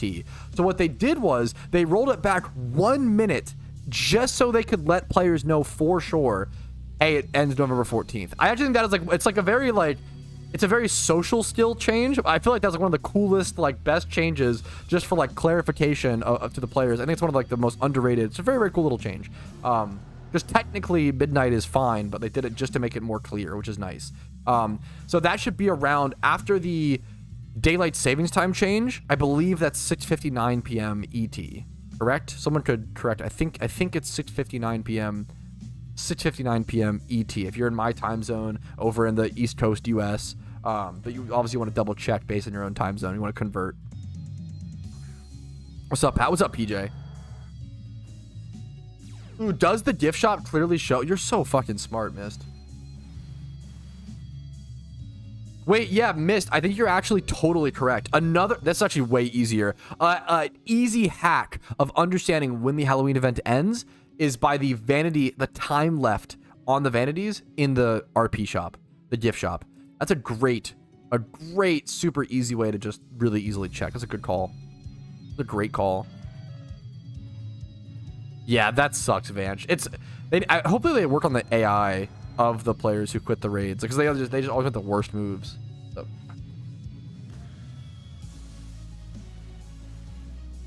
Charged up too. Do you know of any videos that show exactly where all raid locations are at? Oh, I don't know if I'm really sorry. So all the videos that I have, you should be able to see the raid location in the top left corner of the screen, right? So in PokeMMO, a player's location is always in the top left. So even if someone does like a raid guide and they don't show their location, you should be able to see the top left and see where they're at.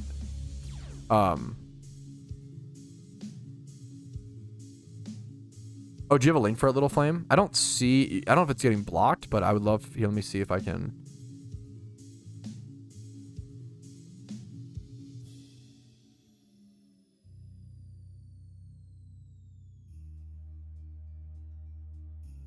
Oh, there are a few raid. Okay, multiple people have. Thank you, Cav. Thank you, Cav. There you go. Yeah, thank you, Little. Yeah, no, yeah, feel free, Little. You're so nice for asking, Little Flame. You're perfect, dude. Why does level 19 Taylor have Sty Attack with Power Herb crazy? That is the most PokeMMO storyline shit I've ever heard of. Dale, I apologize. Daily small complaint about the fact that I'm still dry. Still 59, almost 57,000 encounters, by the way. Which, like, once again, if I was just 57k dry, that is fine. For people who don't know, I think I'm over.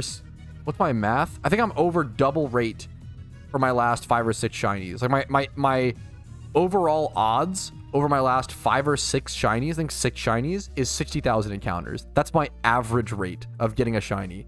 So on average, I get a shiny every 60,000 encounters over the past 6.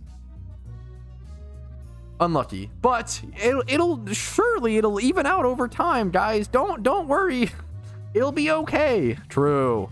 I believe. Okay. I do. You know what? I do believe. Yo, nice death. Nice, dude. You did get 3 shares in one stream, though. Yes, that I don't know if you're saying this on purpose to bait me, Little Flame. I feel like you probably are. This like triggers the fuck out of me, because this is like I always say, this is kind of like imagine someone's mom, dad, daughter, and son all died on the same day from cancer, right? And you were like, hey man, don't be sad. Remember that time you won $1,000 in the lottery? Like, come on, RNG evens out. And it's like, bro, What the fuck are you? Number one, don't say it in response to that's crazy. Number two, my overall shiny luck on my account is like 36,000 encounters at like my average shiny luck over my entire account is also horribly terrible, right? Yeah. You've clearly you've clearly proven it's higher. Yeah, by anecdotal, yeah, true. So gamblers keep gambling, yeah. Sure, you can get a girl wet, but can you get your PokeMMO shiny rate wet, okay? Some of us can't do either, okay? We're trying our best out here. Analogies so fucking hard. I think analogies can be really fucking fun, but they can also, like, totally detract from discussions. But that's kind of... When you're memeing, it's kind of... That's fine, you know? There's no downside then. The 3 shinies in one day was... Like, that stream was amazing. Like, I'm not trying to, like... I'm not trying to not appreciate that, right? Like, I always say... You don't want to, I definitely don't want to be someone who just complains, right? It sucks that I'm this dry. It's fair to feel that way, whatever, right? But like my shuckle, I love my shiny shuckle was amazing. Having that on camera was amazing. The 3 shinies in one day. I've had decent enough shiny luck or like interesting enough. My shiny luck is interesting. That's honestly like, and that might be as a content creator, having interesting shiny luck is probably better than good luck, you know? So I will take that, right? I will take that.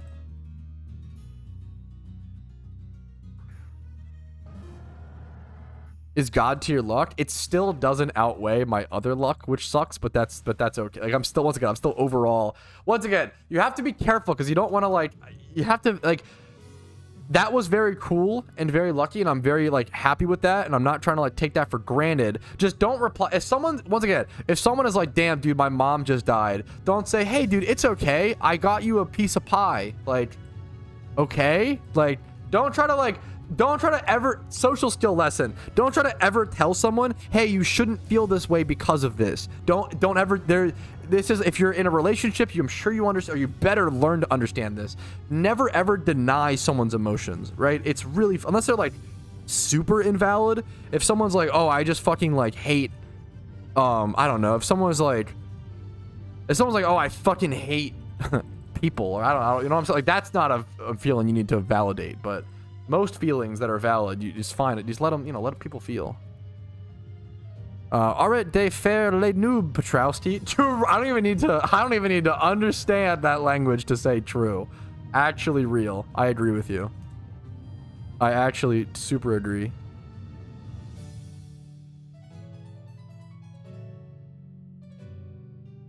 I love your videos and you're a very good YouTuber. What the heck? This guy is, I got a French Giga Chad. I appreciate it, dude. Much love to you. What if my wife's emotions are always invalid? Ugh. Right, right, guys. This is like fucking like 60s guy humor. Ugh, my wife. What's the, so dumb. Paid French chatter. I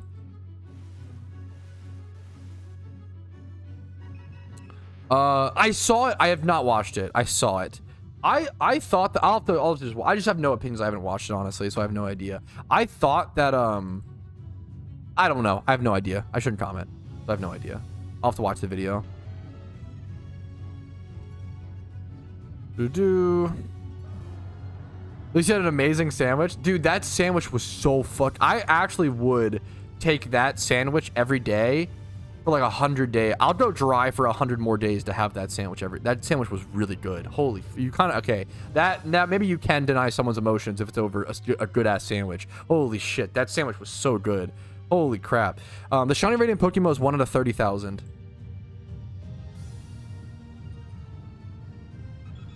Yeah. Look who's saying this. You have a your mom compilation, bro. Hey, come on, man. Wait a minute, dude. Hold up. I'll have to watch it at some point, Tat, because maybe there's some interesting stuff there. We'll have to see.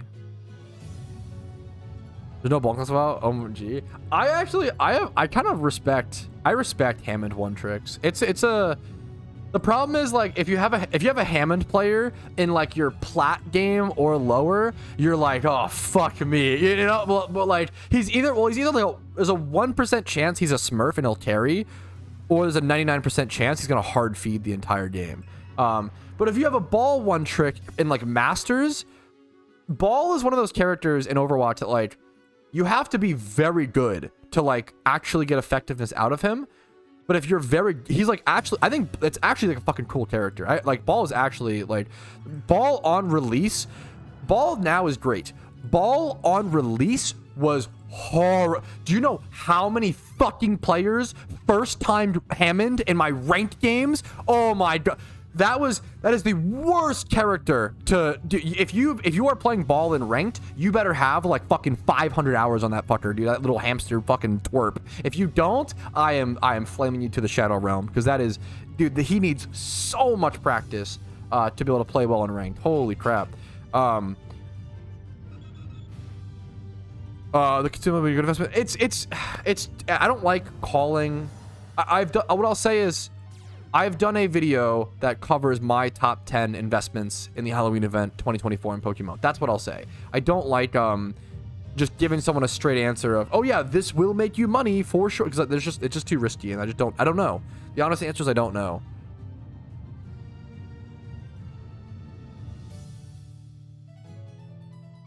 Super low. Feel free to, I respectfully, feel free to disagree, Oso. I feel like Hammond's skill floor is actually like very high. I feel like he's like very hard to play well. Like, I feel like it's very like, because the problem is he just feeds so much ult. If you're like, he also like does not provide enough space if you don't play him well. Like, you have to play really, like, I feel like you have to, it's like he actually has, I feel like he has one of the highest skill floors, but I can understand what you're saying. It just so depends on rank. Like, maybe the problem is like at lower tiers, people are also less coordinated at countering him, right? So like they're gonna let him roll around. Like the Anna's gonna miss her fucking sleep dart. Like they're gonna, you know what I'm saying? Once I just get I just if you have that game sense, it's very easy. That's fair. Being an annoyance. I kind of agree. It's very easy to just turn him into a. If you have any sort of game sense, very easy to just be an annoyance, not even just general. But it's a matter of like and I actually, to be fair, I actually agree that like people underrate how powerful it is to be an annoyance in any team game. I think in like League of Legends, in Overwatch, like you think of like that Singed player who like just goes and like, because when you're an annoyance, you create so much space for your team. That Singed player who goes and proxies like in the fucking in the base, right? And then the teammates have to go and answer him, and he like escapes and runs out. Like they wasted so much time coming to him. He got so many resources. They essentially like got denied CS. Like, it is, dude. I definitely agree that like being an annoyance in team games is actually so good. Like, people like, especially in a game like Overwatch, this is like a massive reason I got to pretty high elo like on Lucio, was like just terrorizing the backline and like weaving. Lucio's job is to weave in and out from his team in the enemy team, right? You just want to fucking like if you just annoy the fuck out of people, being an annoyance in team games is like so good. But like your team will flame you. They won't understand. The biggest problem is if you're trying to be an annoyance in the backline and your team is a massive group of cowards, aka Overwatch EU servers. I'm sorry, that is Overwatch NA. This is a massive problem that I run into. Overwatch NA servers, we have ego and over aggressiveness and fucking lazy cringers. EU Overwatch players, I have never seen more cowardice, like fearful, scared players in a video game in my entire life.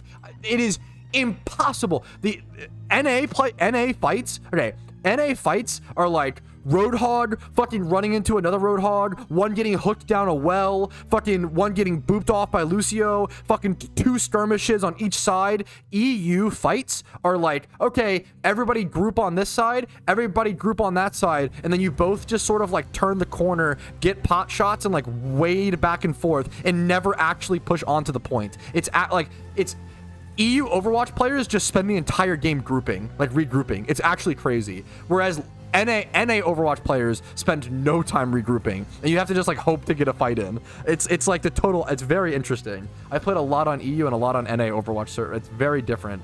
It's very funny. I really, it's really sad what happened to the game, Sir Kitty, because I really liked Overwatch. Like, I've never played on Asian servers, so I don't know. NA uses Gorilla, dude, unironically, just sim alt. I really, it's really sad. Like, it makes me like really, like, I really liked Overwatch. It's really sad what happened to it. Lucio Ball is the shit. It can be so, you can just like tear through teams. Okay, I'm gonna pause my timer. Okay, my first XP charm is up. I'm gonna pause my timer, go take a quick 2-minute stretch break, grab some water. Everybody, go get some water, get a stretch break. I'm gonna go check my mail, like a good fucking, I don't know, dude, dumb husband doing his little chores. I'll be right back. Oh, Romeo's excited. He thinks we're going outside. He saw my keys.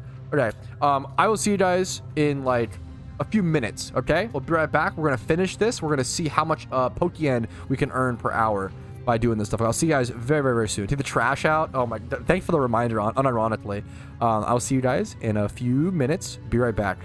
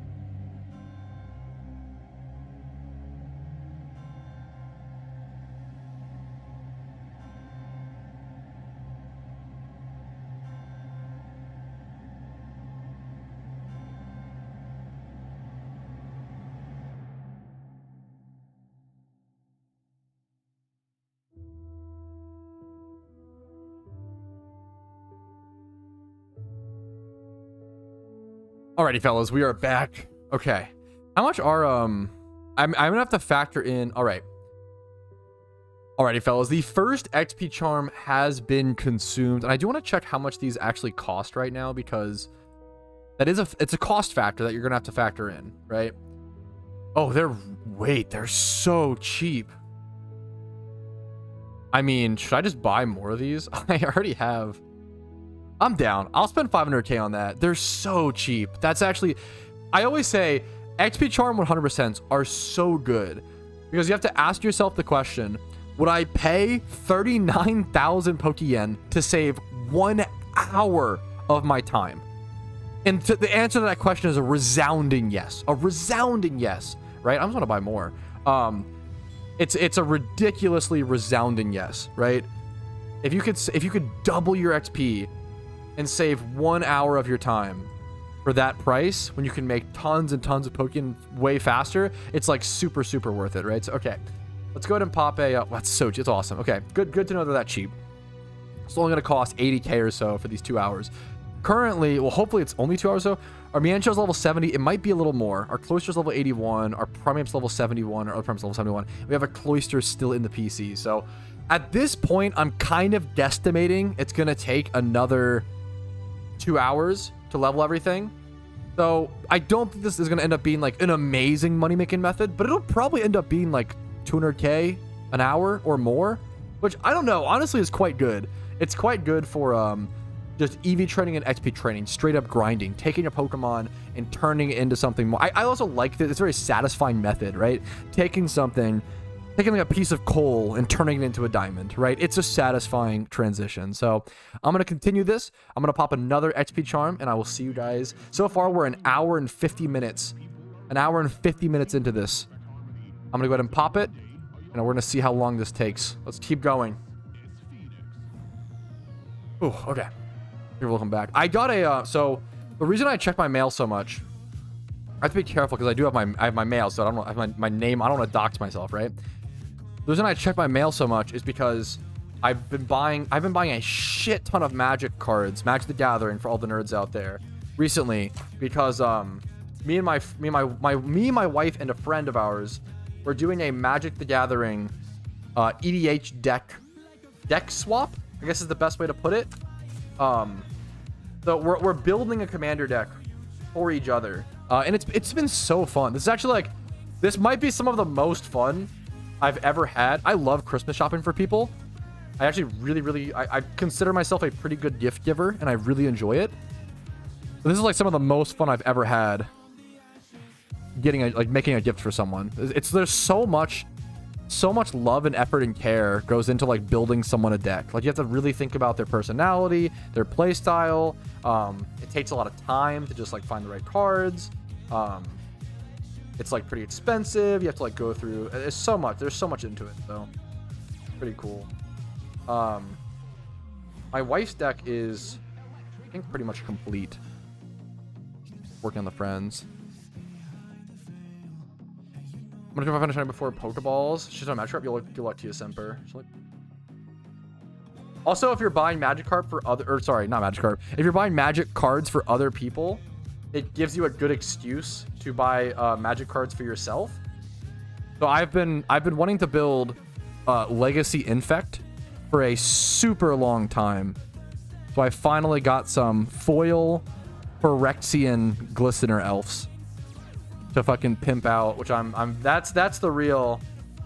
I got a playset of those. Got some foil Invigorates. I have my playset of Force of Wills for a different Legacy deck. Which is, I think these were like $3 to $5 a piece. I wouldn't say rich as hell, but like Legacy, it sucks because Legacy is expensive. I always say it sucks because like Legacy is like, in my opinion, it's my favorite Magic format. It's absolutely gorgeously beautiful, in depth, great format. Playset of Force of Wills, dude. I've needed a playset of Force of Wills since I was 16, and it took me until I was 26 to get it. You play Legacy Elves? That's another. Do you have your guys' cradles? Like that's one of those things where it's like, dude, I've been playing Legacy since I was 16, right? And it's taken me so long to like finally. You do fucking nice, good for you, dude. It's taken me so long to like finally acquire the cards and slowly. I made sure to get Alliance Force of Wills. Like specifically, I started playing, you know, before Force was reprinted. I'm only like 26, but I'm not that old. But I feel like I also started in Theros. That's very funny, Def. I also started in Theros when I was like 15, 16. What are the odds? That's very funny. That's actually crazy. That's so crazy. What how's it going? Yo, what's up, Mike? How you doing, dude? I'm doing good, man. I'm actually like, I don't know, I'm just really enjoying PokeMMO, having a lot of fun. I'm doing great, man. I'm doing great.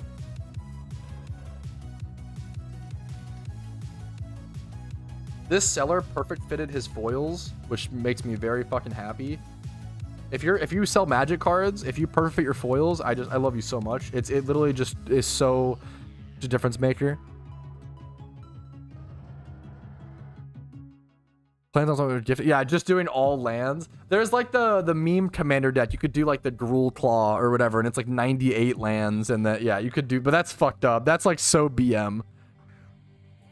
Slivers are one of those things that certain people love slivers, and slivers can suck to play against. It definitely, yeah, it depends. Mike, fuck that. How is that meme being brought back up? Play a Burning Trick in Standard. That dude, I didn't play Standard during that era, but that's the kind of deck I would have played. I loved Demonic Pact in Standard. Demonic Pact control was super fun and super interesting. Oh man, what else? I played a lot. I played like Brain in the Jar when that was legal. I played one of my favorite standard decks of all time was I played a Great Aurora mono green standard deck where you would like ramp up to Great Aurora, and the goal was to like Great Aurora, you know, ramp fucking hard as shit, Great Aurora, and then you use Gaia's. It was called like, they're called like Gaia's Revengers or Gaia's Avengers. They're like 7 mana green haste 8/5s. You would like, dude, it was such a fun. The whole point was to like ramp a shit ton and then put like 2 or 3 of these like big hasty green creatures into play and like just kill your opponent. It was a mono green ramp combo deck, which I also have mono green 12 post in Legacy, so that like it kind of comes from that, I guess. But mostly in Legacy, I'm a big Stifle Knot player. Blue white control at every form. I've known a few friends who are big blue white control. Esper. There's a few friends I've known over the years who are big Esper people. Those are the worst, the best but the worst, if that makes sense. Like grindiest, controliest. Oh yeah, big time. I'm a big Stifle Knot player. Started playing Stifle Knot in 2016 as a, or 20, I think, I'm not sure. I think it was, no, probably a little bit before that. I started playing Stifle Knot in like whatever, around that era. Maybe like 2014, 2015. I'm trying to remember.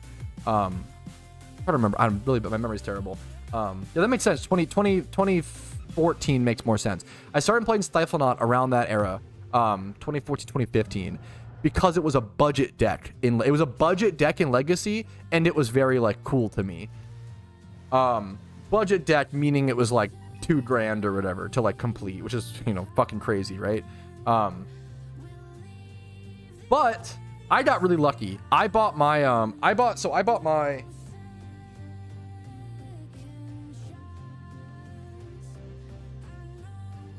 getting some perfect fits to sleeve while I talk.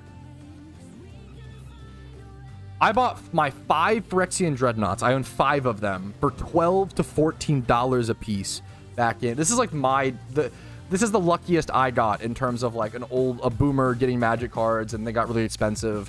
So I got my 5 Phyrexian Dreadnoughts for $12 to $14 a piece because they costed back in 2014, right? And nowadays, if you don't know, nowadays I think they're like I got into Dreadnought because it was a budget option, but it was really niche. Nobody was playing Stifle Knot back then. Nobody. And it's crazy that nowadays I came back to the game within the last 4 months or so, and seeing Dreadnought at like a 2% like meta play rate in Legacy blew my mind. I was like, holy shit, how things. I was like, that's fucking awesome. I quit Magic at a point because Stifle Knot was so unplayable because of Oko, because of Fatal Push, because of Assassin's Trophy. There was all these cards that got printed back to back to back that were getting play, that I couldn't. They also banned G-Probe, which I played in the deck, but that wasn't that crazy of a hit. But I don't know. G-Probe was really good. G-Probe was really, really good in Dreadnought, because it set me up for counter matchups to understand what my opponent has to deal with the Dreadnought. But I was like full combo, like mono blue or blue red at times. I played every Dreadnought variant, but sorry, I'll stop talking about Magic in a second. I know a lot of people aren't here for Magic. I miss G. I get why G-Probe got banned. It probably should be banned. I miss Top and Legacy as well. I was a big fan of Top. Yeah, I get why it got banned as well, but I also Top getting banned. Yeah, I'm not a fan. I think it's lame. Big fan of Top. So dumb. So dumb. It was crazy when Deathrite got banned. I remember like that was like that. I think we played very similar eras, it seems like. That was a big fucking deal when Deathrite got banned. I was so glad when Ren and 6 got banned. Yeah, so like all these cards got printed that just like super fucked Dreadnought. Teferi, the new like 2 different Teferis. The 3-mana one was really good, right? Frotz, what's up, dude? Thanks for the raid, Frotz. I really fucking. How's your Bagon shunt, dude? I've been trying to keep an eye on it a little bit. What's up, dude? Already, that is 57,000 encounters, by the way. Kind of a pretty cool milestone. Oh, okay. So it seems like the Bagon hunt is not going well, Frotz. Is what I'm going to take that as. Much love to you. I can't say that word on stream. I'm sorry to hear the Bagon hunt is not ideal, is what I'm taking from that. Much love to you.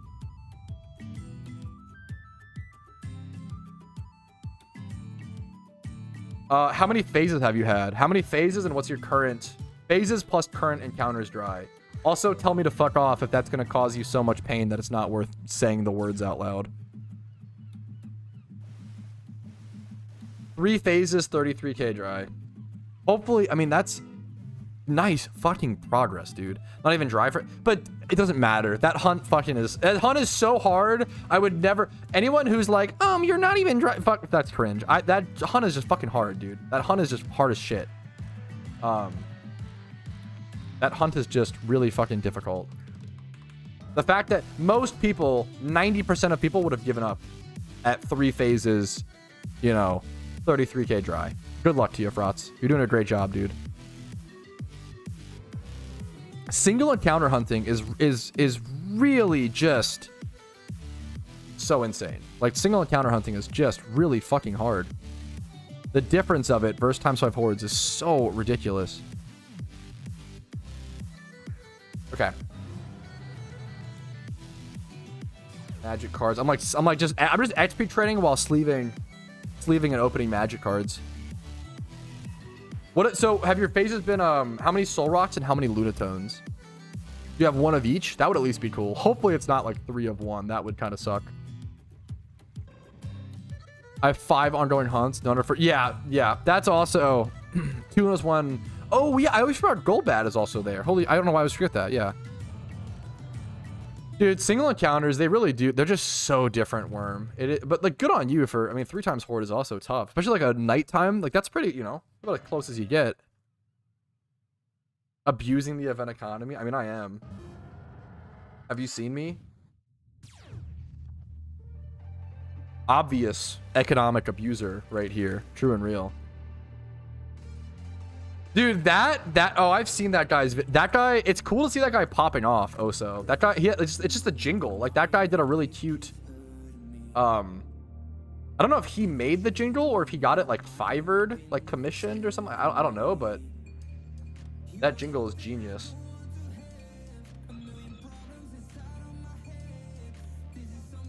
Oh, Romeo wants to play Magic, bro. He's coming over here trying to smell my cards.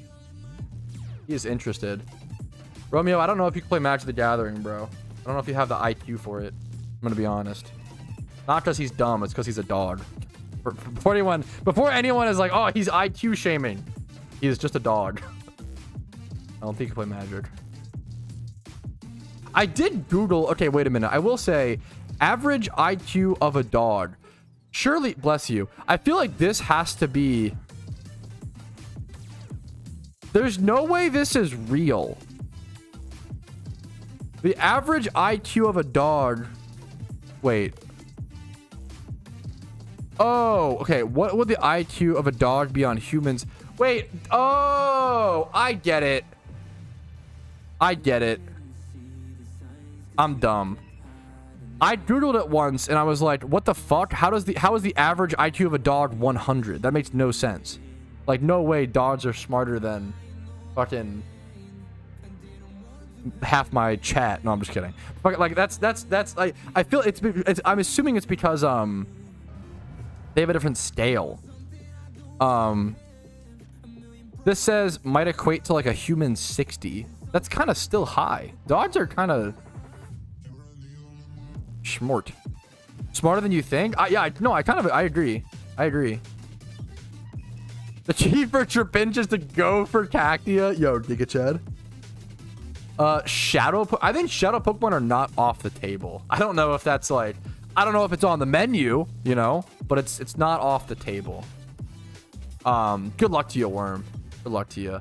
Schlegendary. I love the passive Schlegendary hunt. Vagon, Zor. What the fuck are these hunts, Frauds? Bless you. Petal. Wait, that's funny. Frauds, you're actually. Why would you? Frauds, you might actually be a psychopath. Starting all of those hunts all at the same time is crazy. Yeah, of course. Hopefully when I talk about it, Dinger, we understand. Like, I'm assuming people know that, as opposed to like, IQ is actually everything. IQ is everything you need for intelligence, true and real. Like, hopefully we understand that it's just one metric. I'm assuming that that is the case. But I think for a long time, you're totally right. Like, it was like.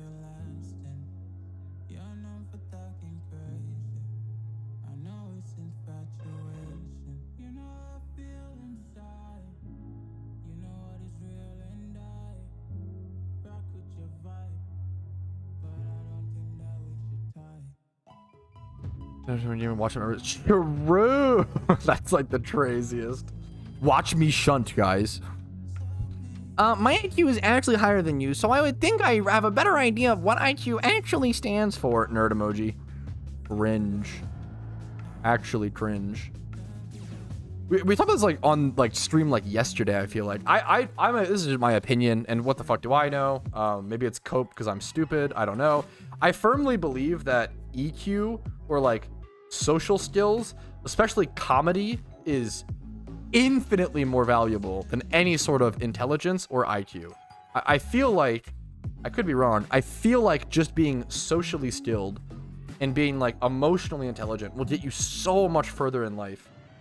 I feel like you can like, if you're dumb as bricks, I feel like you can riz someone into success, right?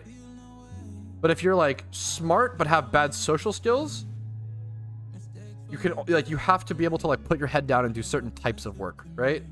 I feel like it's easier to. I feel like life is easier if you're charismatic. Like it's so much like versus I don't know if life is easier if you're smart. Sucks to be smart, dumb fucks. Go fucking kill brain cells. What are you guys doing? You're dumb. Are they really smart if they're not killing their brain cells to have an easier life? True and real. Really not that smart. So the skills will be obsolete in 20 years. Hopefully not. We'll see. Bro, why is he is so attention seeking? Fuck. Romeo, behave, bro. Chill. Yeah, he's been out to pee like 50 times. I think he just wants attention. He's just whining. But he deserves it. He's pretty cute. Sorry, our dog is. Pat match up. Dude, I max out charisma in every RPG. Speech skill is my favorite thing. Even in Skyrim, where it's like considered to not be that. I go a full speech build. I go full speech build in Skyrim, Fallout New Vegas, Fallout 3. Like I love that shit. That is my favorite part of every RPG is like the conversations, or open world RPG is like, yeah, it's my favorite thing to do. You're totally not wrong. Bro, he's eating my sweatpants. Romeo, not my sweatpants, please. Kind of backed off when I said that. Kind of chilling. Did he get lunch? Okay, yeah, he actually, okay.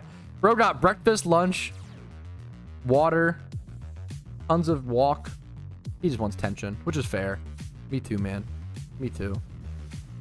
Pat plays RPGs to have conversations with NPCs. Bro is beyond cooked. Hey, come on, man. Don't out me like that. Wait a minute. When you phrase it like that, wait a minute. Now it doesn't seem nearly as cool as which one of them? I'm EV training and XP training a bunch of Pokemon. It's just like me for real. So I'm EV training and XP training meta Pokemon for PVM and raids. If you want to see like all the Pokemon, all the IVs, all the exact natures explained, it'll be in the stream recap going over the method. I will say I don't know if the method will be super recreatable since so much of it's gonna like the event is over. So much of these Pokemon are like event Pokemon. That's why I have to finish XP training them like today or whatever, right? Like only have a few days to do this. Only a few days left. What are actually legit? I've never played I haven't played Elden Ring. I played it like an hour and a half. I have it on my gaming goals list. What the fuck is this? On my gaming goals list of 2025, it's on there to I want to set aside at some point in my life. I want to set aside like a week's time to just play like the entire Dark Souls franchise. I've never really been able to experience it because I really don't like the way the combat feels, but it's because I've played Dark Souls 1 for about an hour to an hour and a half, and I played Elden Ring for about an hour and a half, and I feel like I need way more time to like get used to the combat and like learn the game and like vibe with the feeling of it all, you know. So I feel like I have to put more time into it. So I have to I want to like sit down and like I'll probably do a retro Pat video where I like essentially sit down and dedicate a week of my life to learning the Dark Souls franchise, and, like play as many games of them as possible. Yes, that's exactly, as someone who, you know, has played the games very little, Rumel, that's exactly what I assume for sure. But yeah, no, I think you guys are probably right. We'll see. And you know, if it's possible, if I play the games and my experience doesn't get better, then I can just make a YouTube video talking about that and be like, hey, like for me, it's kind of like One Piece where people say, oh, it gets better over time, and it's like, well, it gets better over time if you like the characters and if you like the core systems. But if you don't, and it's not going to actually get better, right?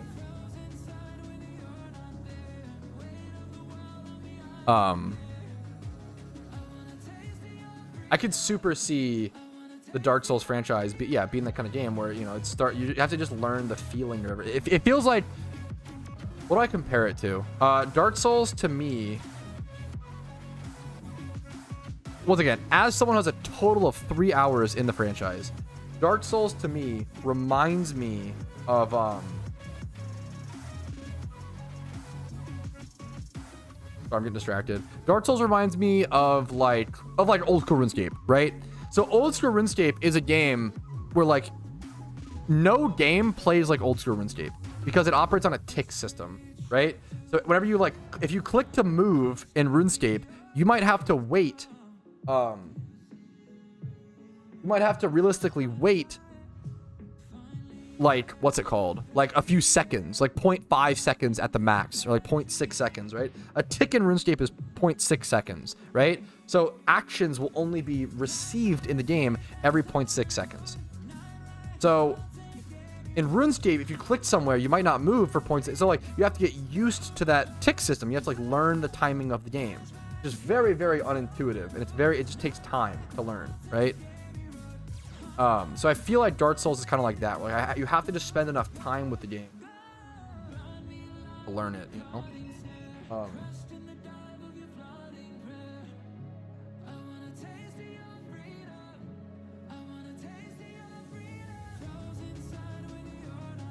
Freaking monkfish in OSRS, yeah, right now, that's awesome. The funny thing I finally got, I don't know why, I don't know why I got this, I really don't need this, but I got a playset of revised Llanowar elves. I don't know, just a nice playset of cards to have. Could throw them in some decks for sure. Why not? I like old Magic cards a ton.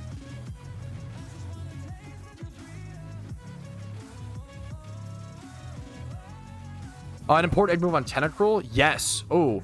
Well, I'm so glad you asked this before going through with a breed. Is there an important egg move that you need on Tentacruel for PvP? Yes. Rapid Spin. Yes. So interestingly enough, shiny Tentacruel can be worth 100 mil. One of my favorite videos I ever made that didn't get that many views, but I recommend checking it out if you want to. It's a video called like this shiny Tentacruel is worth 106 mil, and like here's why. It was like a, what's it called? Rizai, was that the guy who's popping up? I try to like do the same title-ish theme, right? And essentially, what happened was someone was breeding a competitive Tentacruel, and you need rapid spin on it for it to be really, really good, right? Thanks for linking it, Cody. And it turned out, the comp Tentacruel turned out shiny. The reason why it goes from being worth like 2 mil to 100 mil is because to get rapid spin on a shiny Tentacle, you would have to breed it with a shiny Kabuto and a shiny Squirtle, consuming 2 of the rarest shinies in the entire game just to get rapid spin on the most common shiny in the game, right? So rapid spin shiny Tentacruel is actually like disgustingly expensive. If you wanted to do some like super interesting weird shunt plus money making method, I wonder what the average, I wonder what the Pokeyen per hour would be of trying to like mass breed rapid spin Tentacruels. I don't know if it would actually be, I'm not sure. But it's an interesting situation. So yeah, you really want rapid spin on Tentacruel. It's very, very good, and it's an egg move. Great. That was a great question.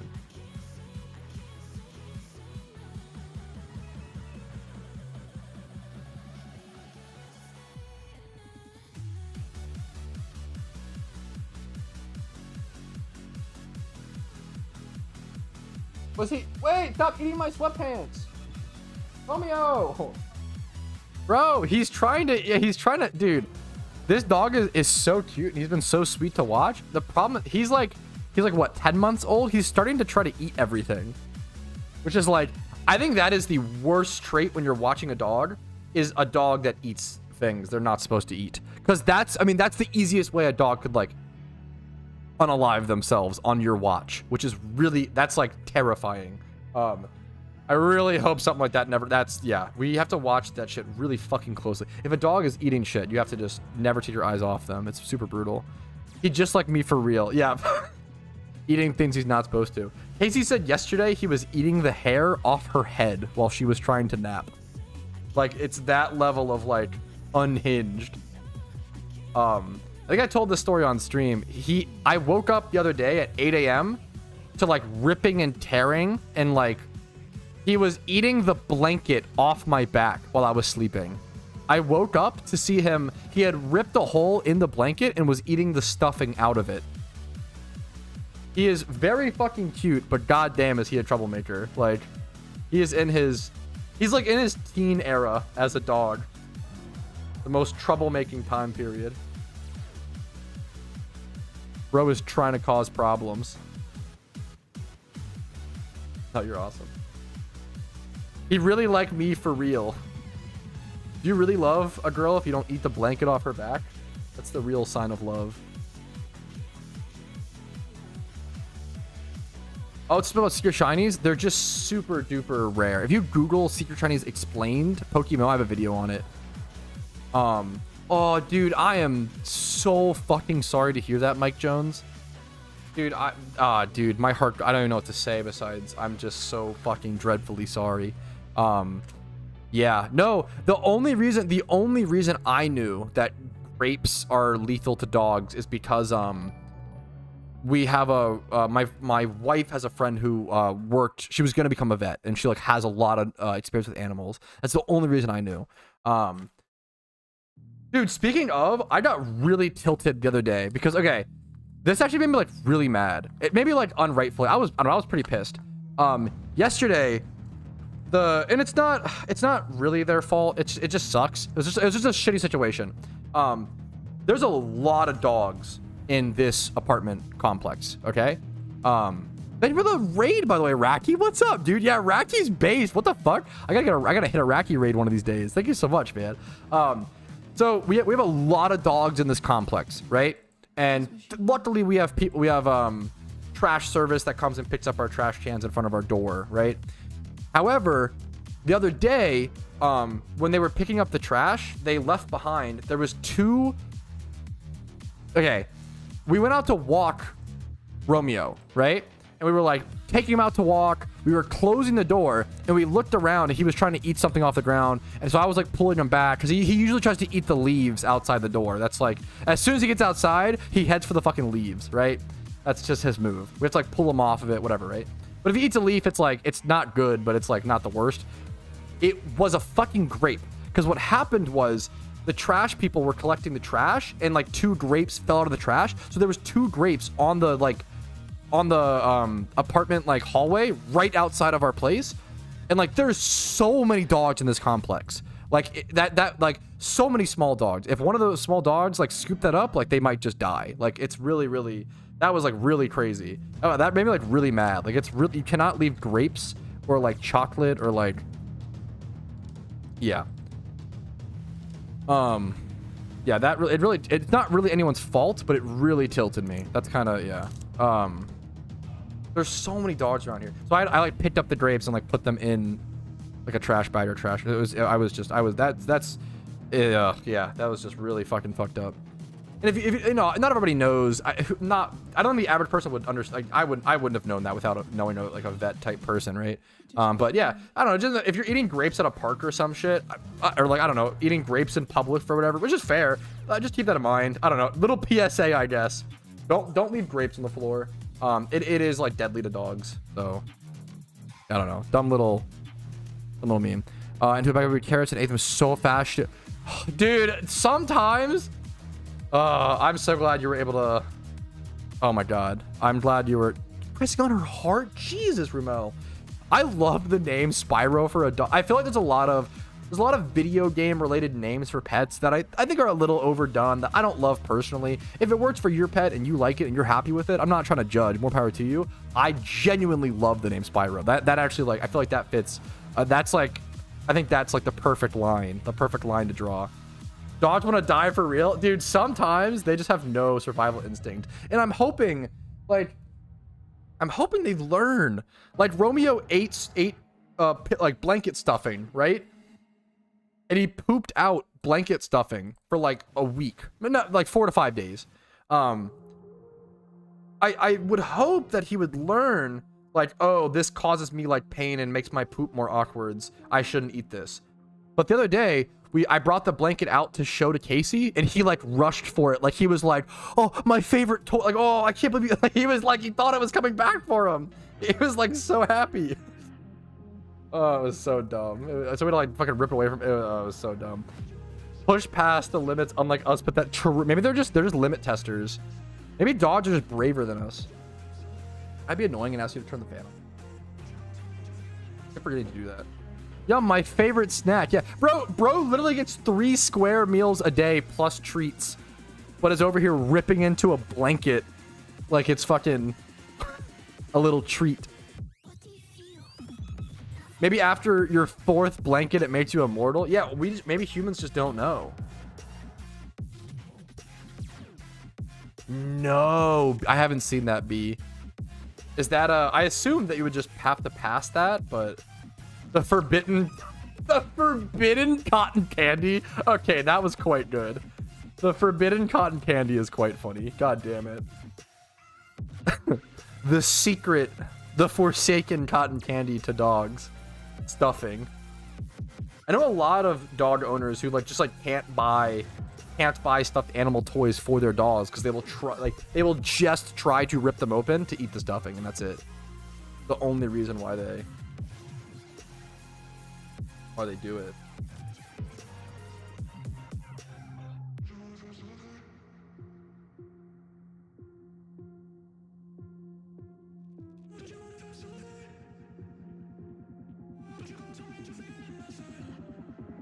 I want to show off some of these magic cards on stream, but there is a very small chance that the person that I'm building the Secret Santa EDH deck for is watching.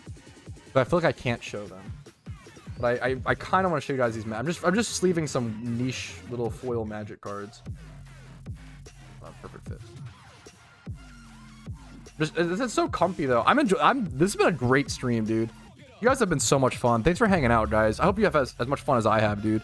I'm literally just like sleeving magic, like perfect fitting foils and sleeving magic cards while fucking XP training. I love incremental progress, right? I'm hanging out with you guys, talking to chat, telling stories, answering questions while sleeving magic cards, XP training, making Pokeyen in game. Like, it just feels good, dude. It feels so fucking, I love like tons of incremental progress. I think I prefer multitasking and doing a bunch of incremental progress on multiple different things versus just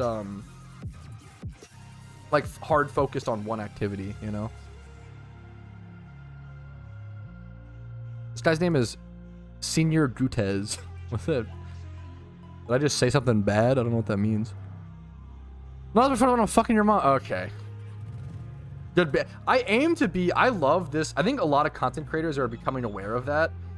In a lot of ways, I aim to be background content. Because I know how much, it's not an insult. I know how much background content I watch, you know? I watch so much background content. And there are certain videos that I'll I guess Summoning Salt's a good example. I will not watch Summoning Salt as background content because it's not, it doesn't, like, I feel like I have to pay. There's certain YouTube videos where I'm like, oh, it's like really good. I really want to watch this, but I don't want to watch it. I don't want to watch it right now. I want to watch background content, right? Yeah, so PokeMMO is perfectly legal, Luther. It is essentially classified as a fancy emulator. Nintendo actually has no legal grounds to take it down even. It is a totally legal game. You could argue it's in a legal gray area, but since they don't supply the ROMs, we have to supply our own legally obtained ROMs. It's a totally legal game. Weird. True, Rumel. Yeah, dude, I'm so honored. I'm really honored that I'm honored to be some people's background content. That's where I'm at the end of the day. I appreciate you guys. And you guys, I mean, chat just ends up being my background. You guys are my background content while I grind PokeMMO, you know? Like, it's just, you know, like, it's kind of just, dude, exactly. That's kind of the meme. Noob Hunter's background noise. Is that like the Rengar player? That sounds familiar. Who is that? Or is that something else? We're doomed. Watching the background right now. Dude, that is so fucking kind of you. I appreciate it. Hopefully, you know, hopefully it's worth your time. Thank you, Jim Rerun, for dude, you guys, dude, I've had some really helpful people in chat recently. Really fucking helpful people. Like, I feel like it's gotten, yeah. You guys have been amazing. My restream chat's getting bugged. I can't read chat for a sec. Don't say anything unhinged. My restream chat's been like bugged recently a little bit.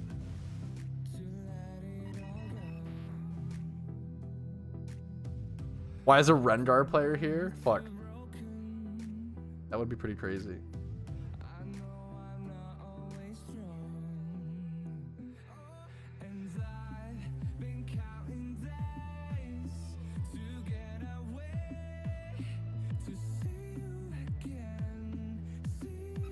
Dude, this is so many magic cards. Holy shit.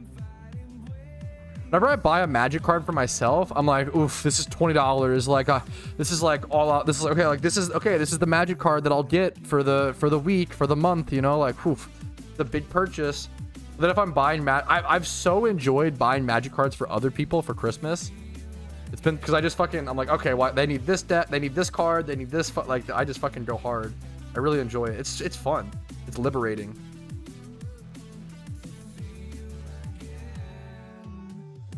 Also, like I said, I've used it as an excuse to get myself some cards as well, so I'm not like totally selfless, you know.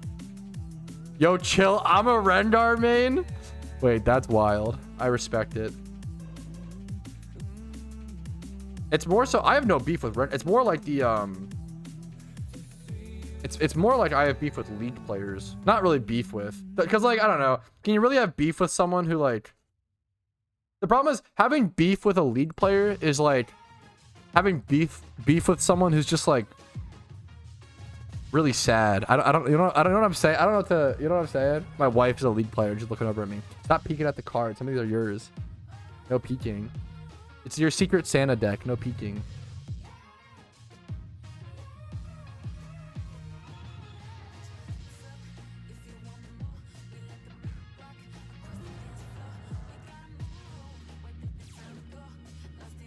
Rengar and Kha'Zix 2 trick. Fuck. So trade log isn't actually turned off. It just is very buggy. It just disables all the time. I think it's for server stability. My guess is that trade log turns on and off to like based on how active the servers are. I don't know though. I don't know for sure. So take it with a grain of salt. Funny right now calling it. We'll see. We shall see.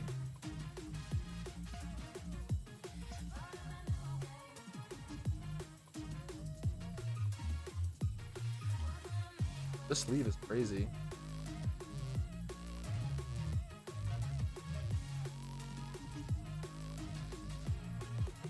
Yo, this card goes hard. Me commenting on the cards that I can't show you guys. I'm sorry. So cringe, I know. Oh, this one is so cool. It's a shame you guys can't see. Oh, wow. This foiling is fucking beautiful. You guys would love to see this. Just your own cards. So I'm making their Christmas gifts. And one of them is for my wife who's over here and she's watching. And then one of them is for a friend who is like, it's possible he's watching. I have to keep them secret. Okay, this one is for me. I can show this. I've wanted to own one of these for so fucking long. I'll take it out of all the sleeves. This is a Helm of Obedience. I've wanted to own this card for so long. It's played sideboard in certain legacy decks to access another combo. It's played in Enchantress. It's played in certain EDH decks. It's a combo piece. It's a super old card from Alliance. Helm of Obedience plus Rest in Peace or Leyline of the Void or anything that makes it so cards don't hit the graveyard and go straight to exile. It infinite combos where you essentially just play Helm of the Void. It's almost like Goblin Charbelcher.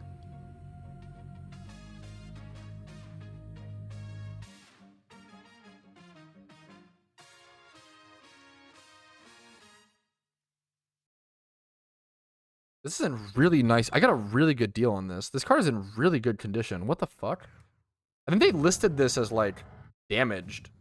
Oh my god. I want to fucking like jerk off the seller of this card. Holy shit. This guy triple sleeved this. He put this in a perfect fit, put it in another exterior clear sleeve, and then also put it in a top loader.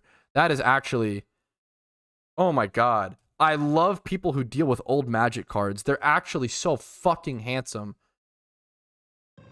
Wow. And it's oh, that's so I feel like a lot of this is so boomer, but like I feel like a lot of new players don't understand how to protect cards, and it's really fucking frustrating when they ship foils without perfect fits. Like this card is not a foil. Like it's also like it's not that expensive of a card. This is like this was like $15. It should be like 30 to 40 retail to be fair. I got a pretty good deal on it because he marked it as damaged, but it's in really fucking good condition. Oh, I see why. It has a bend in the top left corner, but that's never gonna get marked or called. You wouldn't even notice it. But technically, it's a crease. It does have a crease in the top left corner. But you would never notice that. The art is fucking awesome. I can show it. The art is really weird. It's old Magic art.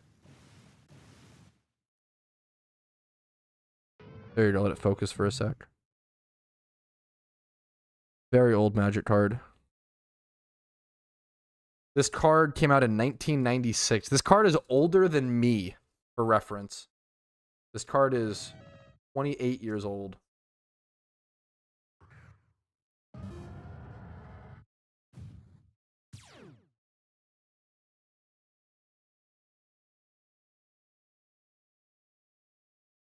Let's welcome for Mysterious Balls.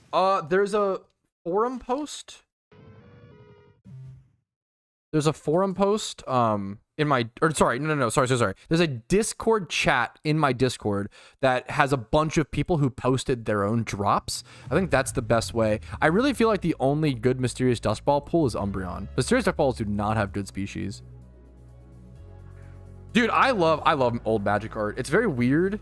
I like new art as well. I'm not that person who's like, oh man, like the art used to be so much better. Like, I don't think that. I think it used to be different. Like, I don't think old Magic art is just better. I think it used to be different.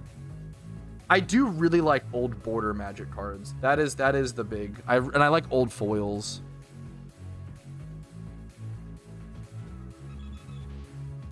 I can show because this I'll probably just keep. I don't think this is for anybody, so I can show like an old foil. Show these. Like, I love shit like this. Like, these are Mercadian masked old foil mountains. It's gonna be kind of hard to see them. Sorry. See the foiling process on them. This is not going to show up at all, actually. But take my word for it. They're very cool. They have the little star. Their original, yeah, whatever. Take my word for it because they're not going to show up. They do not look foil at all on camera. The worst example.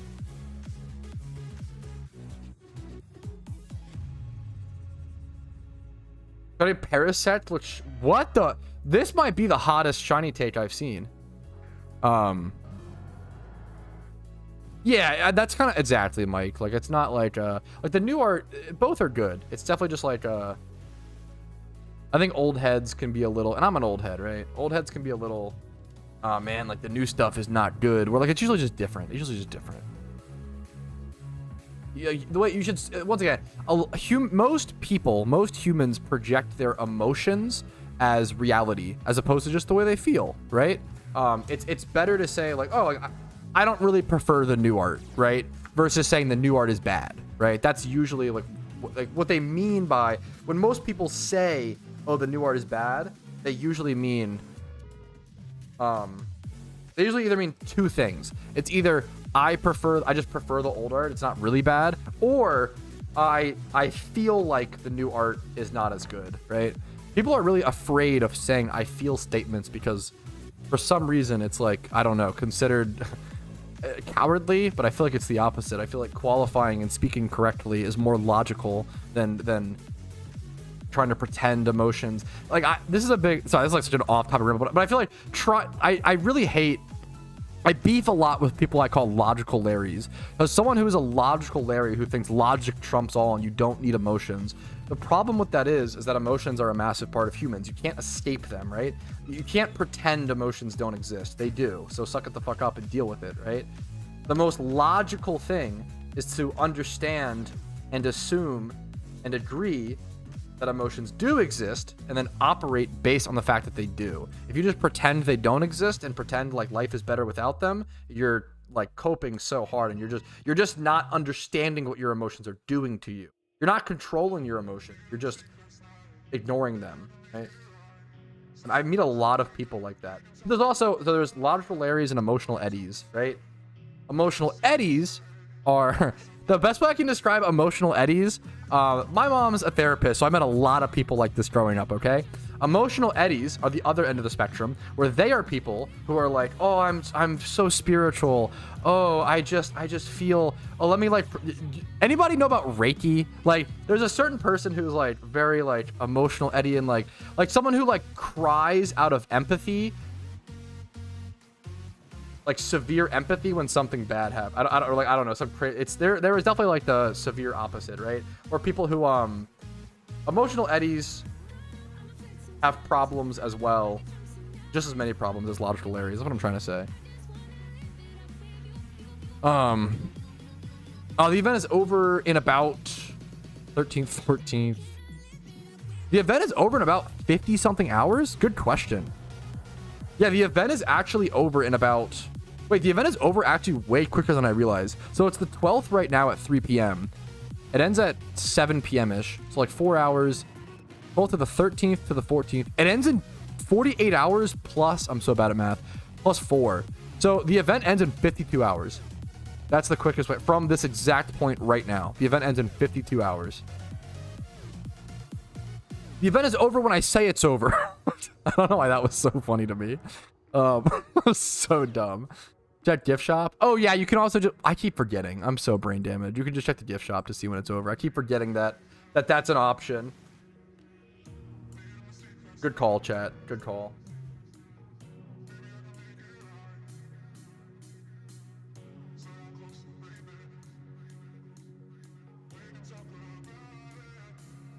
Well, look at here. This is all the magic cards that I had to sort. This is a lot of singles, bro. This is all the magic cards that I had to like sleeve and sort through today. A lot of like singles to purchase versus like, you know, I'm happy. So yeah, I don't usually buy this many magic cards. I love magic, but this is because I'm building Christmas decks for friends. It's been so fucking fun. It's been so fun. I need your guidance. What shiny evolution? Do you want the hottest take of all time? I would never, ever, ever go shiny Umbreon just because it's the most popular and I have a dirty hipster gene inside me, okay? Or are you eating something, Romeo? He's just eating ham. Bro, he keeps eating my dog, not my dog, the dog we're watching. Bro keeps eating hair off the ground. Can you please stop doing that? Look at him. He's like chomping. He's got like a fucking meal, bro. Don't look at my thighs, guys. Okay, chill. Wait a minute. Hold up. Bro, stop chomping, bro. It's fucking like dust. You licked off the ground. You get 3 meals a day. Yeah, I would never go Umbreon personally. Even like I'd probably go like I think do you know the do you know the shittiest answer chat? I'd probably want to go Vaporeon. Because I personally, shiny Vaporeon is actually just my favorite evolution. Do you know how hard that is to say out loud in the year 2024? Do you know how like I fucking hate it, dude. I hate it. I hate how difficult it is to say. Yes, I actually could you imagine? I don't know how many of these people exist, to be fair. But if there's an earnest Lopunny fan out there, like could you imagine? I don't know if that exists. I don't know if it does actually. Like every single Lopunny fan wants to fuck it. Like I don't know if it exists. I don't need to imagine I'm right here. Oh fucking dope. Oh, so I love you to death, okay? I would let you hold my firstborn child. I would let you moderate my Discord, my Twitch chat, my YouTube chat, okay? I trust you a lot, Oso. I would bet my entire life savings that you would fuck Lopunny given the chance, okay? There's no way. There's no way you are an earnest Lopunny fan. I'm sorry. I feel like there's no way. I respect the hell out of you. There's no way you're an earnest Lopunny fan. Does Lopunny have like I don't know, what does Lopunny do like PvP wise, like playstyle wise? Fake out plus like body slam? Oh, she could slam me with my. You're fucking cringe. Okay, shut up. Tournament is so good. I don't know if it's that. I don't know, but then I don't know. Go Kangaskhan or like go Miltank. The real best normal type. You have a problem? Okay. No, I don't think so. Copium. Maybe I do. Maybe it's just maybe it's my brain. Maybe I'm the problem. Has my brain been melted through all the Pokemon thumbnails I have to SMDH? Fuck you. Through all the Pokemon thumbnails that I have to make, is my brain just destroyed? Is it just rotted to the fucking core? I think me and Spidget talked about this, dude. Why is it one of the hardest Pokemon to browse Google images for a thumbnail is Baynet? Why? It truly baffles me. I'm not trying to kink shame. Also, I don't know. As long as I'm not hurting anybody, I don't fucking care what you do to fucking, I don't care, right? I'm not trying to kink shame, but like, it is a little, I like to think that I'm a man of empathy and a man of understanding. I don't get Baynet. I really don't. I will, you know what, chat? I'll reflect on it. I'll try harder to understand, okay?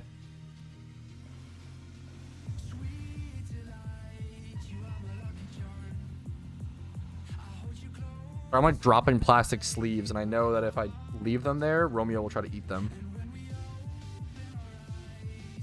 She saves lives. What? Bro, you're so... Make bully... Okay, chill.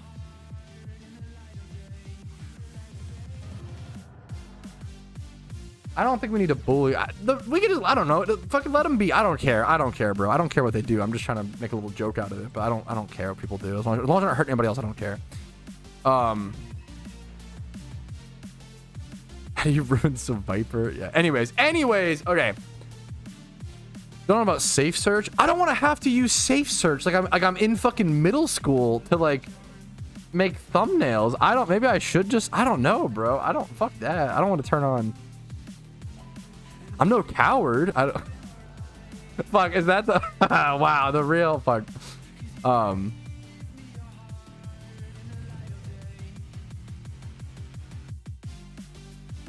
And hurts. Okay, shut up. Warmando, chill. Sometimes you meme a little too close to the sun.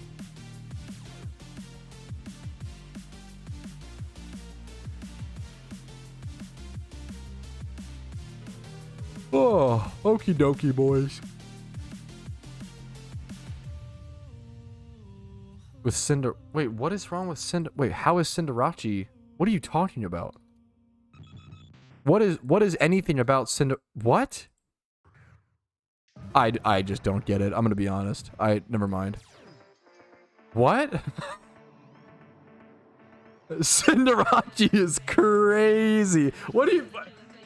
Who looks at Cinderace and is like, oh, they were asking for it? Like, what? What are you seeing that I'm not? What? What?